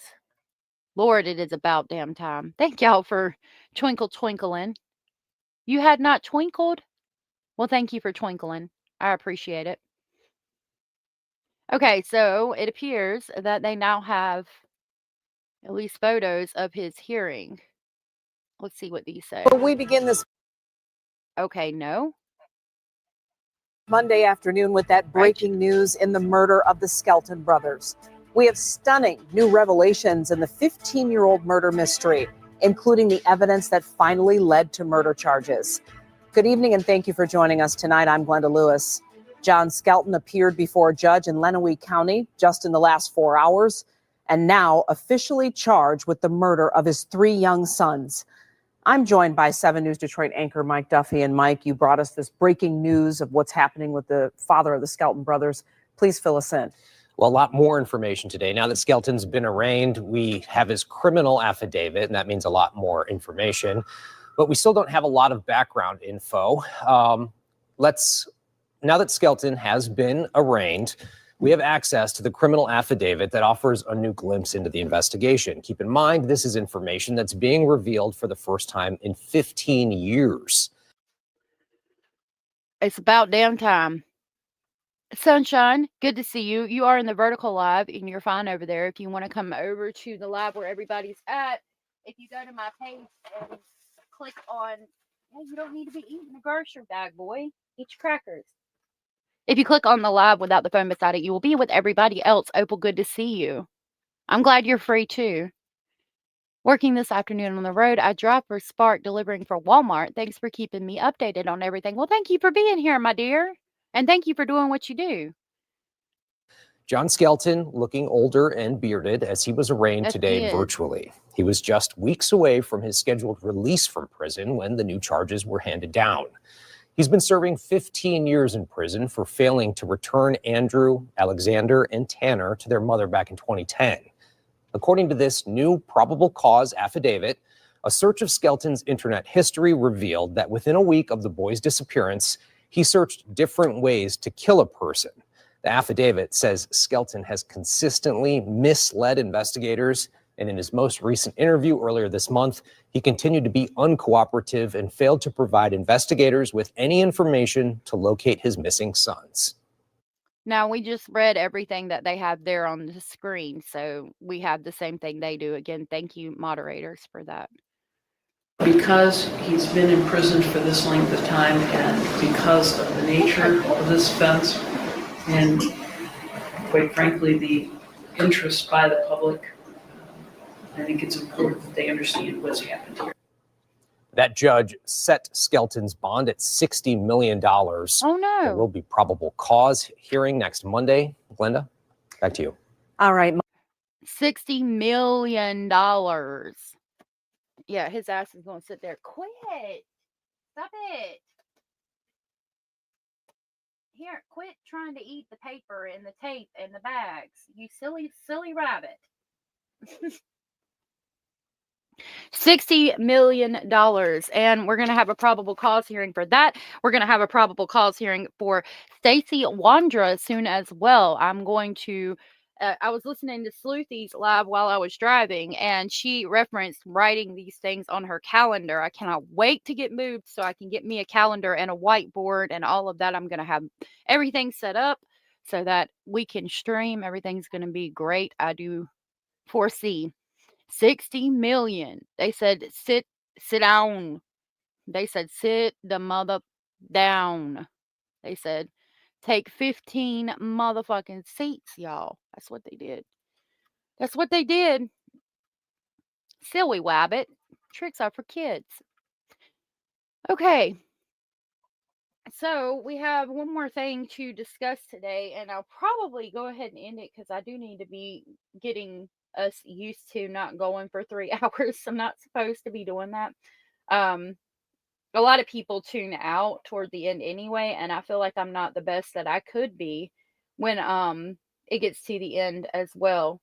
But we have a couple of things to discuss with the Brandi Vaughan case that I want to show you guys. So Stacey Wondra did go to Idaho. He was transported to Idaho yesterday.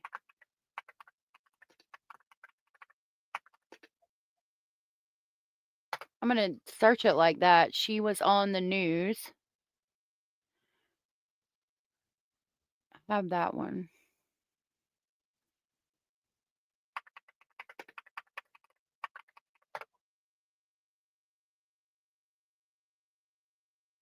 I'm going to play that one for you guys, but I think this is the one where she was on the news. There she is, fresh out of the hospital, I do believe. All right, so this is a... Hold on. Here we go. We'll play this one. I think this is it. Thanks for being with us on the news at 4. I'm Joe Paris. We'll start with our top story. The man accused of kidnapping and killing Michael Vaughan is back in the state of Idaho. He appeared in a Payette County courtroom this morning. Our Aspen Shumpert was there for Stacey Wondra's arraignment. She joins us live outside the courthouse. Aspen, we know that court records were finally unsealed today, detailing new information about the case. Right, that's right, Joe. And those documents were released to the public today because he did appear in court. We're going to get to that in just a minute. But first, look at Stacey Wondra's booking photo from the Payette County Jail. I'm going to pause that and we'll look at that. I'll see if I can pull the documents. I'll attempt to. UTD said, I love my Walmart drivers. I don't drive and it's an absolute blessing. It really surprises them that I take time to know their name. That is so very sweet and so very important. It's the little things like that that count. Okay. DJ, good to see you, and I hope you feel better today. He appeared to... Look at that mug. Boy, I bet he was heartbroken to be getting out of jail, and nope, sit it on down. Today, like I said, again, this is where he's being held in the Payette County Jail without bail after being extradited back to Idaho from Arizona, where he was serving time for unrelated charges. Wondra appeared virtually from jail for his 10-minute arraignment today. He's charged with first-degree murder, second-degree kidnapping, destruction of evidence, and a persistent violator charge. As we previously reported, law enforcement served Wondra's arrest warrant related to the disappearance and death of then 5-year-old Michael Vaughan. He went missing in July of 2021 from outside his home in Fruitland. As Joe mentioned, a newly released probable cause affidavit filed in June lays out the interviews following Michael's disappearance. So that's the document that we already have. Now, I'm hoping that once they get all of these 4 people in jail, that they're going to say, look, whoever can give me his body will get to plea down and you won't be facing the death penalty. They got to be in prison for the rest of their life, all fucking 4 of them. But I think if they let them plea down to life in prison for the location of Michael's body, that would be very much appreciated. Yeah, I appreciate that so very much. Again, during these initial searches, police say canines tracked Michael sent to the fence line of the home where Stacey Wondra, his wife Sarah, and their 2 roommates, Brandon Shurtleff and Adrian Lucien, lived. All 4 of those individuals have been named people of interest in Michael's disappearance. One of Michael's neighbors told police they saw Michael riding a bike outside of... Now, she's going to read to you what we've been over several times, but I'm going to go ahead and read it to you anyway. Dorothy Starkley, who was present at the address in Fruitland, reported on July 29th of 2021 that she saw Michael riding a, quote, big wheel, unquote, tricycle at the corner of Red Wing Street and Meadowlark Avenue on July 27th as she was either entering or leaving the neighborhood. Dorothy is seen on surveillance videos coming into the neighborhood westbound on Southwest 8th Street at 18:25 hours, so that's 6:25, and left the neighborhood eastbound on Southwest 18th at 7:25. Other than Dorothy's report, there are no other reports of Michael being seen anywhere other than Southwest 9th Street at his next door neighbor's house on Arizona, the date of his disappearance. Why is that important? Well, there is a pink big wheel tricycle that is located in Stacey Wondra's garage when they were doing a yard sale, and then it's later located behind the bluff sign at the entrance to the neighborhood.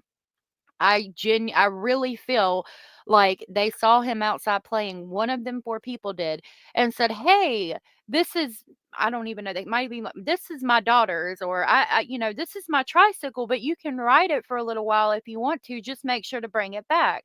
And so he's like, "Oh, thank you so much for letting me ride the big wheel. That's so," like a child would. And he rides the big wheel, and Dorothy sees him riding the big wheel, and then he goes back and he's like trying to return the big wheel. "Here's your big wheel back. Thank you for letting me use it." And then them asshole motherfuckers that deserve to die in hell and burn in prison, all of the things, fucking grabbed him. Them fucking asshole. I hate them. I hate them.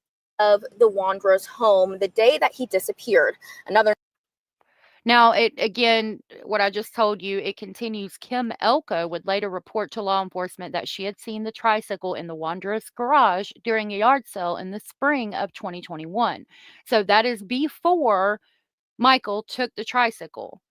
They were trying to sell it in the garage sale. I guess they didn't sell it, the big wheel, the pink big wheel, and they still had it at the time that Michael went missing. Elko was able to describe a layout of the Wondra's garage and where she saw the tricycle on a stack of boxes. The described stack of boxes was still there during a later search warrant of the Wondra's residence and garage. So it's still exactly the same, to the extent she might have said there was 4 boxes in the west corner of the garage, and the tricycle was sitting on top of those 4 boxes. And so the police go in when they do the search warrant, and they see the 4 boxes in the west corner of the garage. Tricycle's located behind the Bluffs sign. Neighbors said they saw that same tricycle at the Wondra's home during a garage sale months before Michael disappeared. The Wondras initially denied any involvement, but then in November of 2022, Stacey asked to meet with investigators. The PCA stated. So I'm going to read this piece to you. Like I've said, we went over these documents, but I'll read it to you again. It continues. On November 10th of 2022, Stacey asked to speak with Fruitland police detectives. Stacey wanted a, quote, deal, unquote, the same offer that was given to Sarah in the Michael Monkey Vaughan case. Stacey admitted Michael had been in his house the night of Michael's abduction. Stacey admitted the tricycle had been in his garage where Kim Elko had previously described Involvement, but then in November of 2022, Stacey asked to meet with investigators. The PCA states Stacey claims he was home the night Michael was allegedly. Okay, let me back it up. This says Stacey then said when he first saw Michael, Sarah was carrying Michael into their home.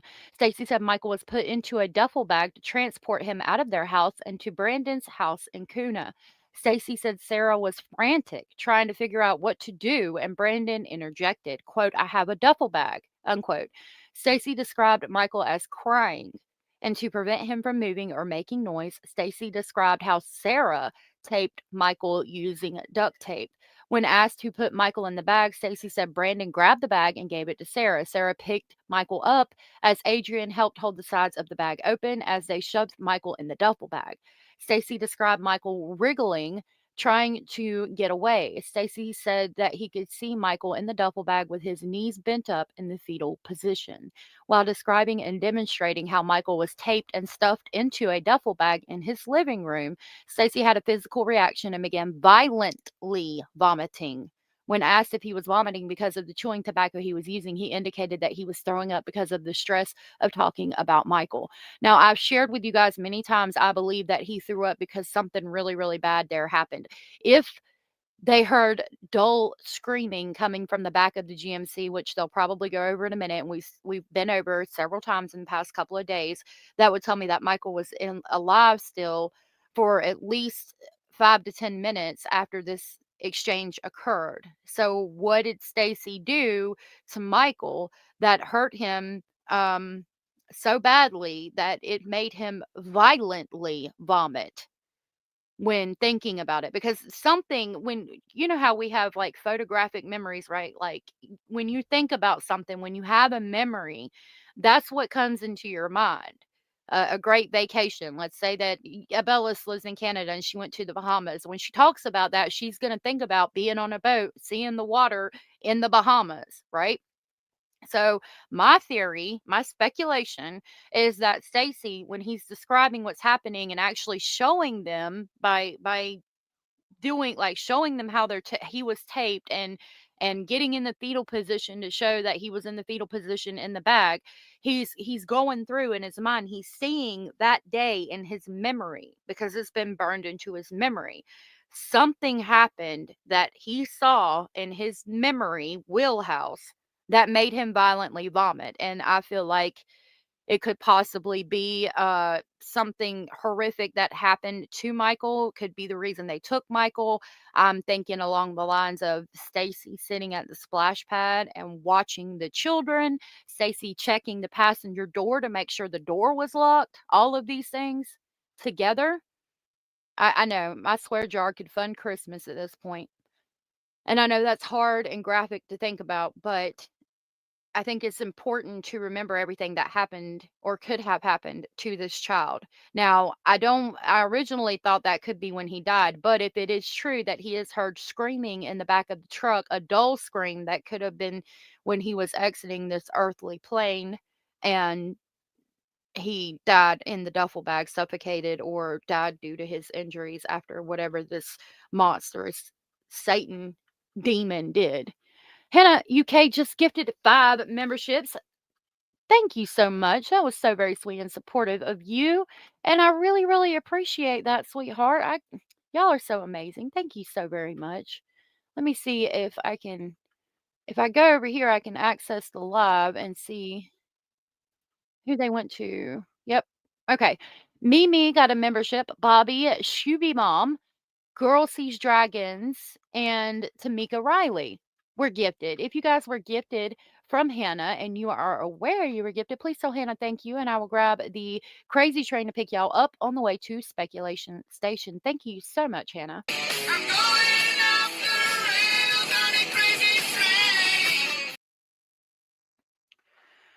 Thank you for that. That was so sweet and supportive of you, and I greatly appreciate it. Welcome, new friends and members, said Connie. Yes, welcome, welcome. Drinking 3 gallons of milk a day didn't make this monster vomit. The memory did. Speaks volumes. Exactly. Boom, boom, boom, bop, bam.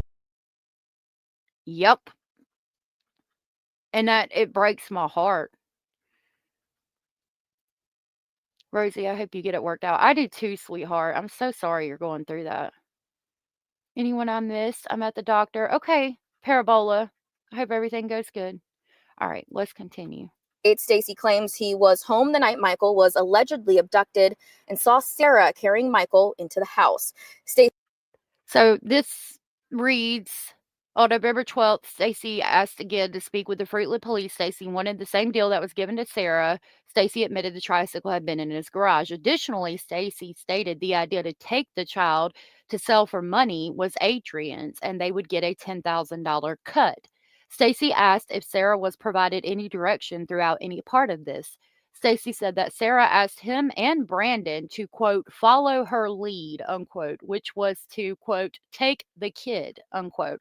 I don't believe that.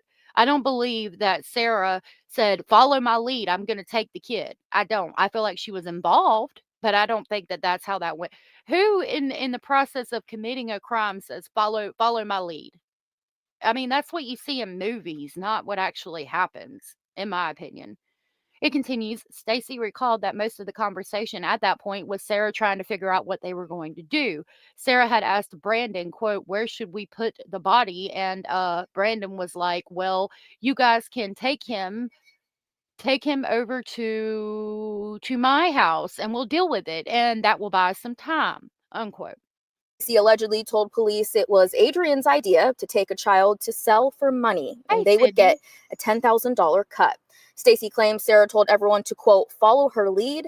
Stacey told investigators they took him to Brandon's mother's home in Kuna that night, where they left Michael overnight. Stacey claimed. So it continued, Stacey said they drove straight to Brandon's mother's house in Kuna, Idaho, where Brandon grabbed both bags, the duffel bag containing Michael and a backpack, and went into the house by himself. Stacey said that once they arrived in Kuna, Michael was not making any more noises, and none of them had checked on Michael to verify he was still alive. Stacey said that Brandon told him he left Michael in the bag and put him in the spare room inside his mother's house. They then towed Brandon's car back to Fruitland. Stacey said that Sarah, Brandon, and Adrian went to Kuna the next day to get Michael. The three of them brought Michael's body back to their house in Fruitland. He stated that he was inside. Brandon was, quote, on guard, unquote, and Sarah and Adrian dug the hole together. The other three returned to Brandon's mom's house the next day and brought Michael back to the Wandra's home in Fruitland. Stacey told police Michael was not alive, and Sarah and Adrian buried him in the Wandra's backyard. 2 days after Stacey's interview with police, they executed a search warrant and excavated the Wandra's backyard. Now, that's what Stacey wants you to believe, Tammy, that Sarah's the mastermind behind it. But Stacey is seen at 3:30 making sure that he gets out of his car, a white Lexus or something, a white, I want to say a SUV of some type, and he tries to open the passenger side door to make sure that it is locked. So what I'm thinking is that it was his plan to grab a child. That's why he's checking to make sure it's locked. He wanted to make sure if he grabbed a child and threw them in his vehicle, that child would not be able to exit the vehicle and take off running. And I think that's what it was in reference to. And I think that Stacey, I mean, with him sitting at the splash pad, or maybe it did have something to do with this $10,000 cut for trafficking. I don't fucking know. For whatever reason, I feel like he had a lot more to do with it than he wants to let on. Stacey might have fetal alcohol syndrome, but he's been evading police up to this point. I mean, he's damn sure not going to be like, I did everything. It's me. Sarah and Stacey, in my opinion, are going to go back and forth. It was Sarah. It was Stacey. It was Sarah. It was Stacey. And I hope we can get the actual truth. Reform released Epstein emails. Okay, thank you, Rebel Princess. I greatly appreciate it.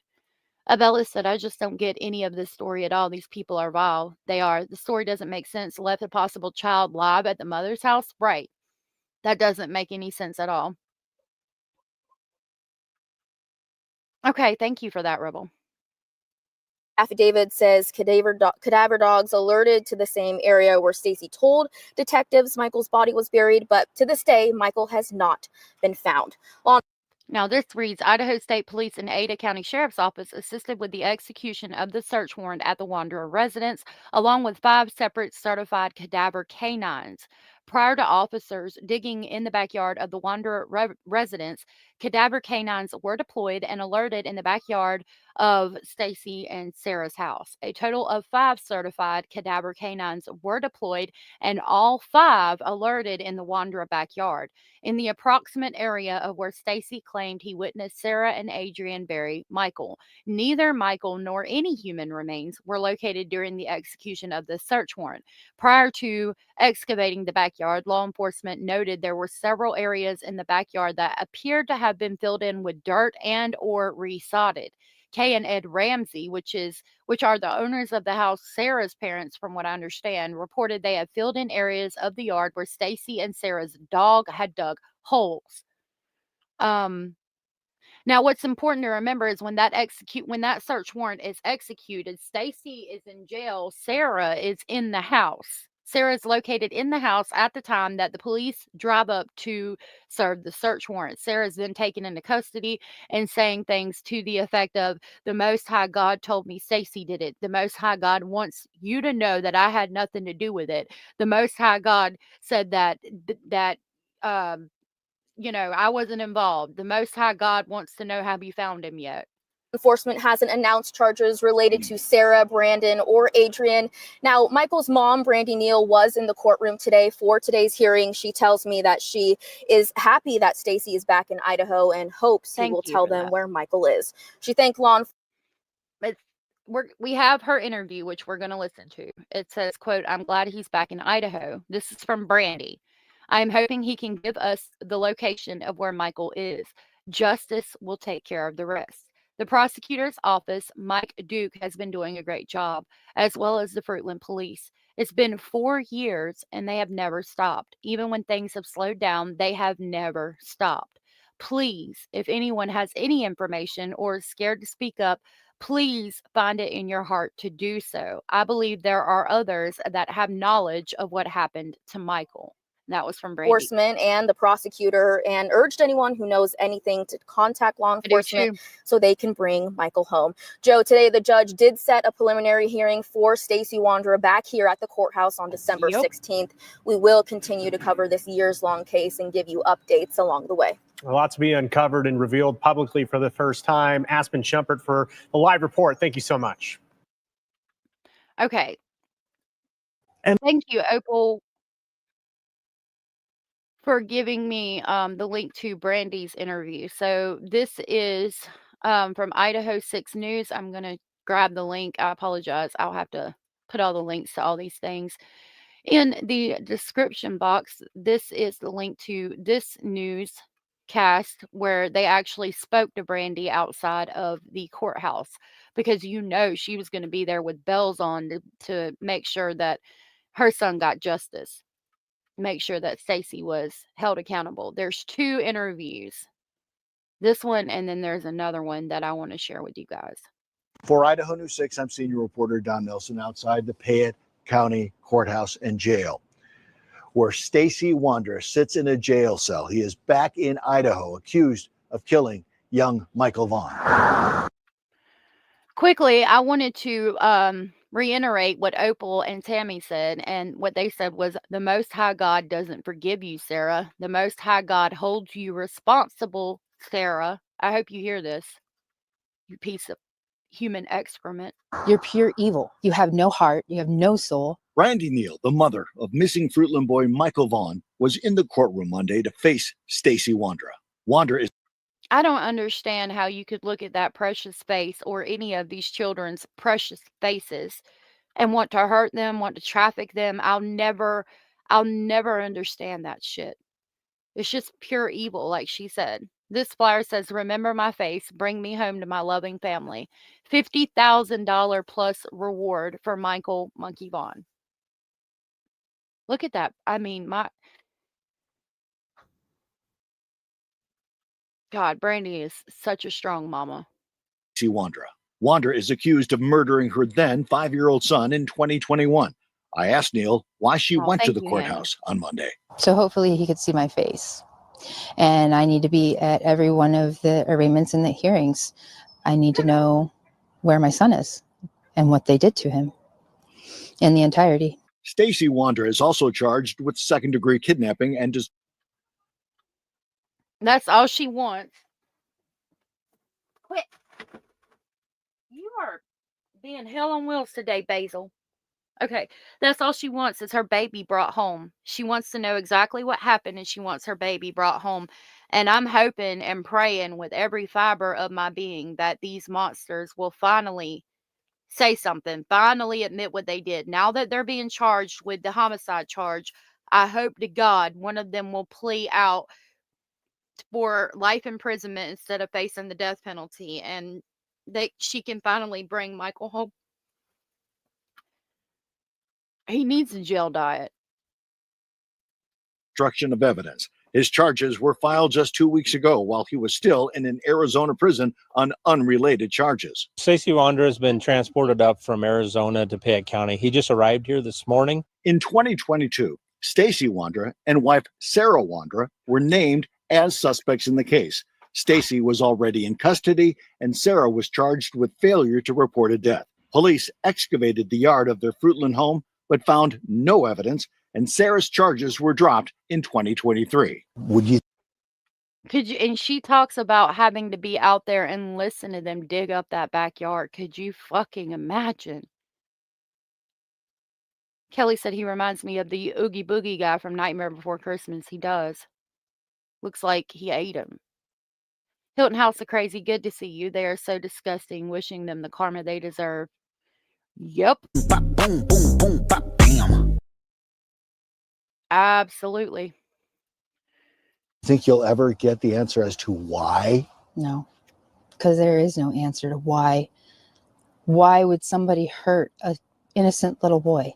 What answer could you give? What answer could you possibly give? How scared was he? Did he ask for me? Did he ask for Tyler?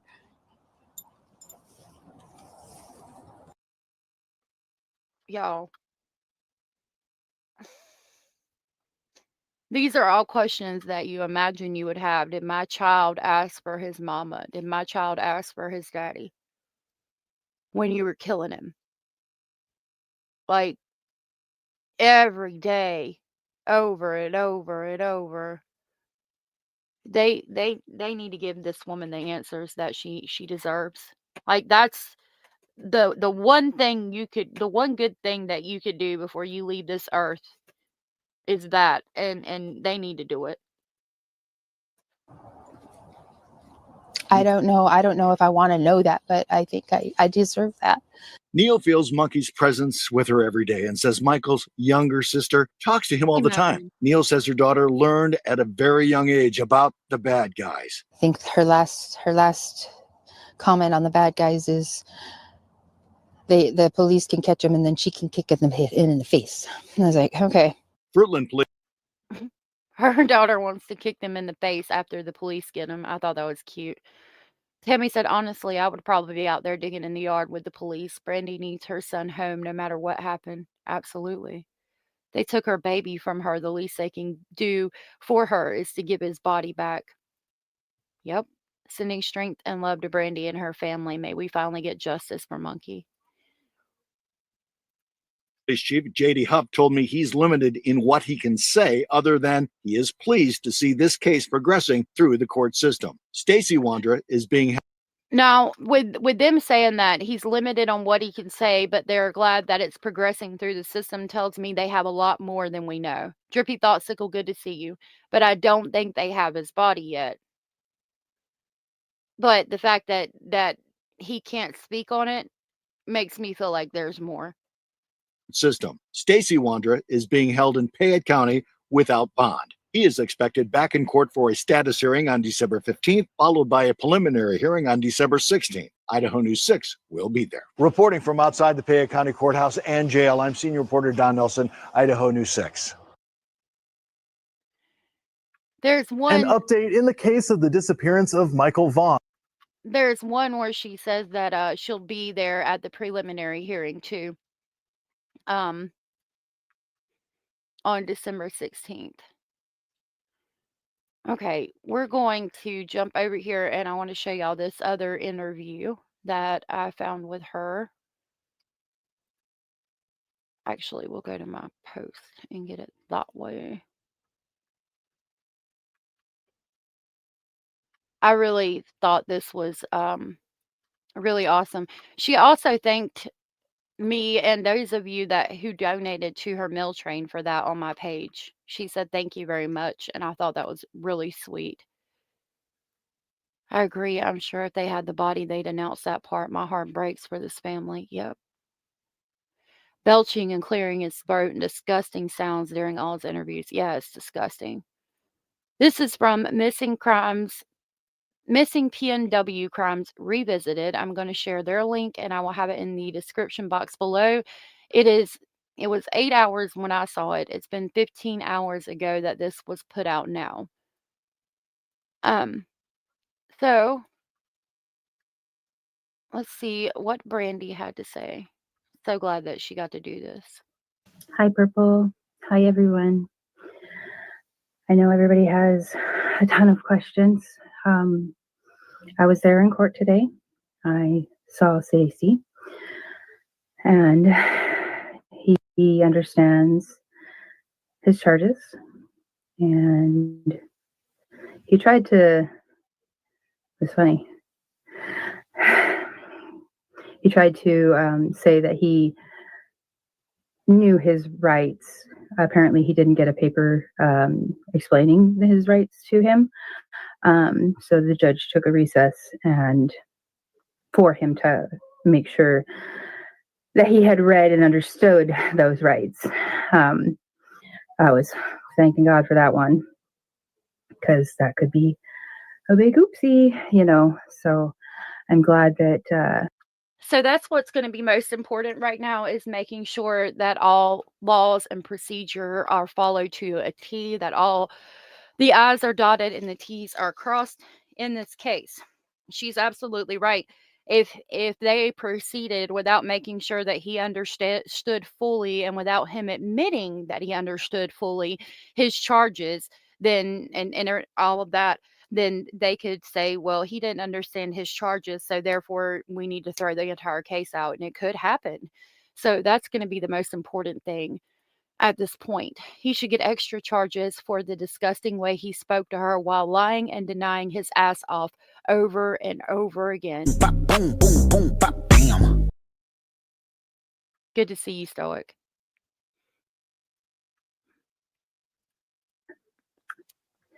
They're paying very, very close attention to this case. So the arraignment, that was the arraignment, and then next we have the preliminary, and that's on the 16th, I believe, and we'll be there. Tyler and I will both be there. Unfortunately, he wasn't able to be there because he was working, and they had jury selection for something else today. So his partner had, sorry. His partner had to be there. So Tyler had jury duty today. Isn't that interesting? I'm glad that he had his partner come to be there with her. Yeah, just sitting there staring at him. I think that's his partner from work, not necessarily. I don't think they broke up, but I could be wrong. The entire time I was angry. Just pure anger. I have no remorse, I don't have empathy for him, any of them. And that's not me, but they don't deserve it. They don't deserve my kindness. And I believe that the judicial system believes that as well, that these people are monsters. And they're not going to be allowed to roam the streets anymore. So one walk in the direction of giving Michael justice. It's going to be a long road with all of them, but we're monkey strong, and we're going to be there through every bit of it. And pray that the others that do have information or have tried to hinder the investigation grow a spine, a little bit of a I hope that they finally come forward and say something. spine, something. I mean, maybe forgiveness. They should be begging for forgiveness, and not from me. So thank you, everybody, for your love and support and your kindness. Still, I mean, it's been so long. It's been 1,500, and I'm off on my days. I haven't been sleeping much, especially waiting for him to get back here. So. And I'm glad that this is going through, but she just had liver surgery. So I pray that she is getting the rest and everything that she needs, so that her body will continue to take her liver, and that transplant will continue to save her life. I worry about her being stressed out, but there's no way that she wouldn't be stressed out with all this going on. And I'm glad that it's going on, because otherwise it would be still no answers. Other things are coming. Information is still coming in. So everyone, please, if you see this, if you know something, or you saw something on July 27th of 2021, if you're afraid to come forward, please, you don't have to be afraid. You can remain anonymous. All I want is my baby home. That's all we've been asking this entire time. Right? And now that these monsters are going to get what they deserve for what they have done to Michael, please. It's been so long. Please just tell someone where he is. Tell us where Michael is, please. She deserves to lay him to rest. Like, give her baby back. Curious, good to see you. You're in the vertical live. You're fine over there. If you want to talk to everybody, if you go out and come on my page and click on the live that doesn't have a phone beside it, you'll be with everybody else. Tammy, I will share the meal train after we go over this video. It's on my post, and I'll just share the post with you guys because it has what she said too. Beg forever. And I'm losing my patience. Rightfully so. So please, give me back my son.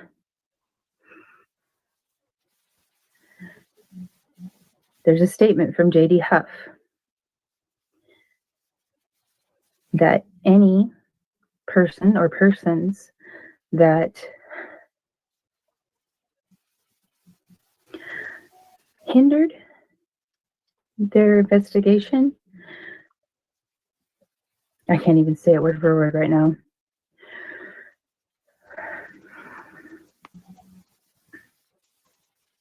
They will be pursued as well.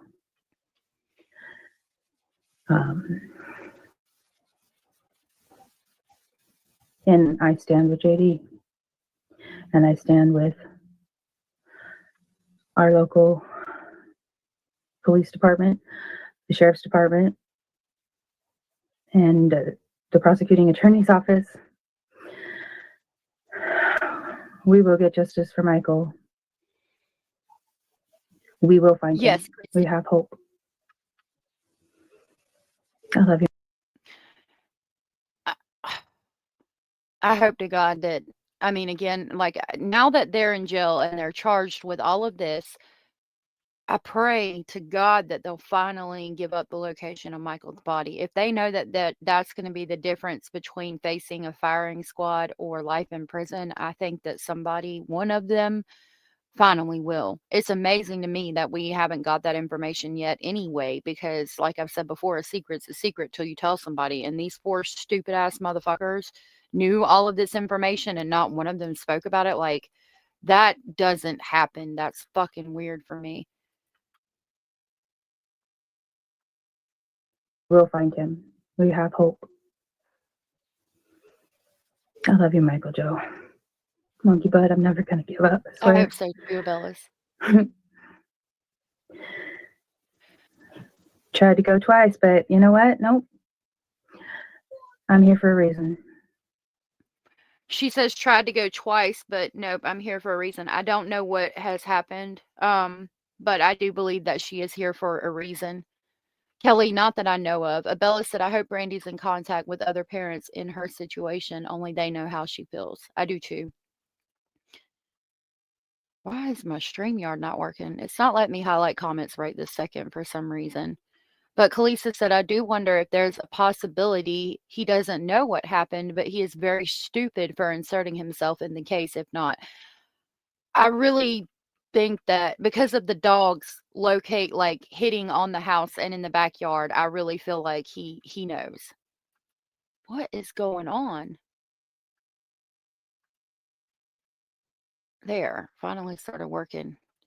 Yeah, Opal, how do all 4 of these idiots stay quiet for so long? That's a great question. Yeah, StreamYard's being drunk. It won't let me highlight any comments. I got that pinky promise to keep, my love. Thank you, everybody, so much. There'll never be enough thank yous. But please, I am so humbled by everybody's generosity. Prayers, kind words, food. It is very humbling. So please, please keep our family in your thoughts and prayers. Prayers are always needed, no matter what you believe. I'll take it, the light, the love, spirit, you name it. because to me, it's faith, having hope. And I believe those two go really well together, along with some love and kindness. So here we go, you guys. It's a start. And me and Tyler, the whole family, we're here for it. I'm so glad that she's finally going to get to see her day in court, or, you know, them in court to answer for what they did. And I hope that they'll finally give her her baby back so she can lay him to rest. I love you all very much. And take care of each other. And try to have a blessed holiday. Give the loved ones you haven't talked to in forever, give them a call or a friend. And remember to smile. Especially if you think of Michael. His beautiful smile. So, have a great evening. Thank you all again. I love you so much. And yeah, I did. And I'm keeping it. Blue monkey. I love you all. Good night. She is just the sweetest person ever. Rachel said keeping quiet out of self-preservation is the only reason I can see. Yep. If a body is not returned, the criminal should automatically get life without the possibility of parole. Yep. I hope that they hold the death penalty over their head and get them to give him back. Okay. For some reason, StreamYard's drunk and it's about time for me to end the stream anyway. So before I go, maybe. Before I go, I want to share the mill train with you guys. Lord have mercy. What is going on? Hold on just a minute.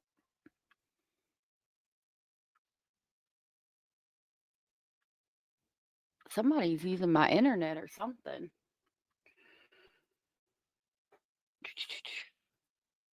Well, let's go over here and try. Yep, it's working over here. Okay, hold on.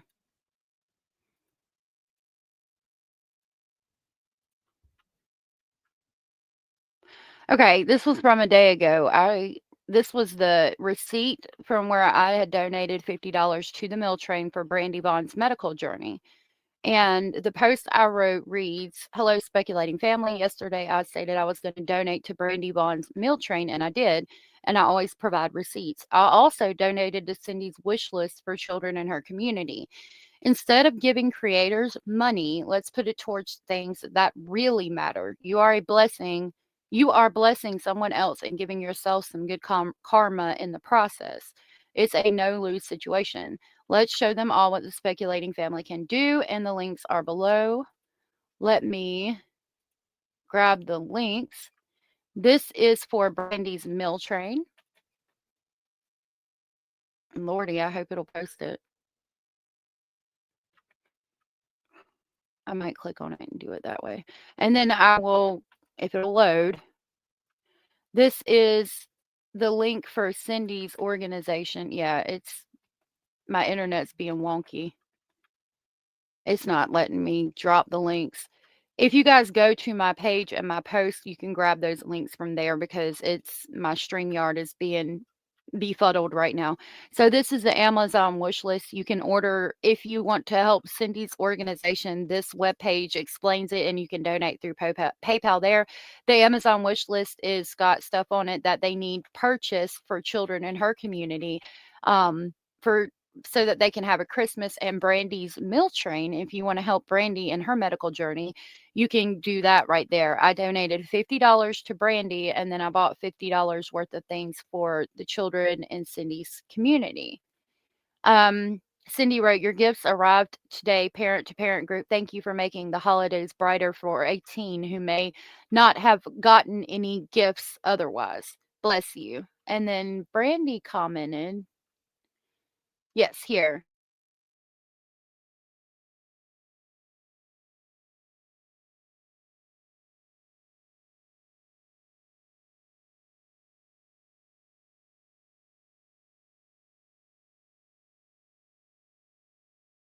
She said, thank you so very much. That help with children and Christmas and Thanksgiving. Like, put your money there, especially right now. Put your money into helping Brandi so you can take the thought of her having to prepare dinner for her family or for her other kids. I mean, ease that burden off of her a little bit as she's trying to heal from her life-saving liver implant, and dealing with Stacey being back in Idaho and the criminal justice system battle that is ahead. That is what I would ask of you guys. I think it's StreamYard. Others were angry with it earlier today as well. It wasn't today, it was yesterday morning. Was it? Okay. Yeah, so my StreamYard's messing up. Oh, it finally let me go back big. Okay.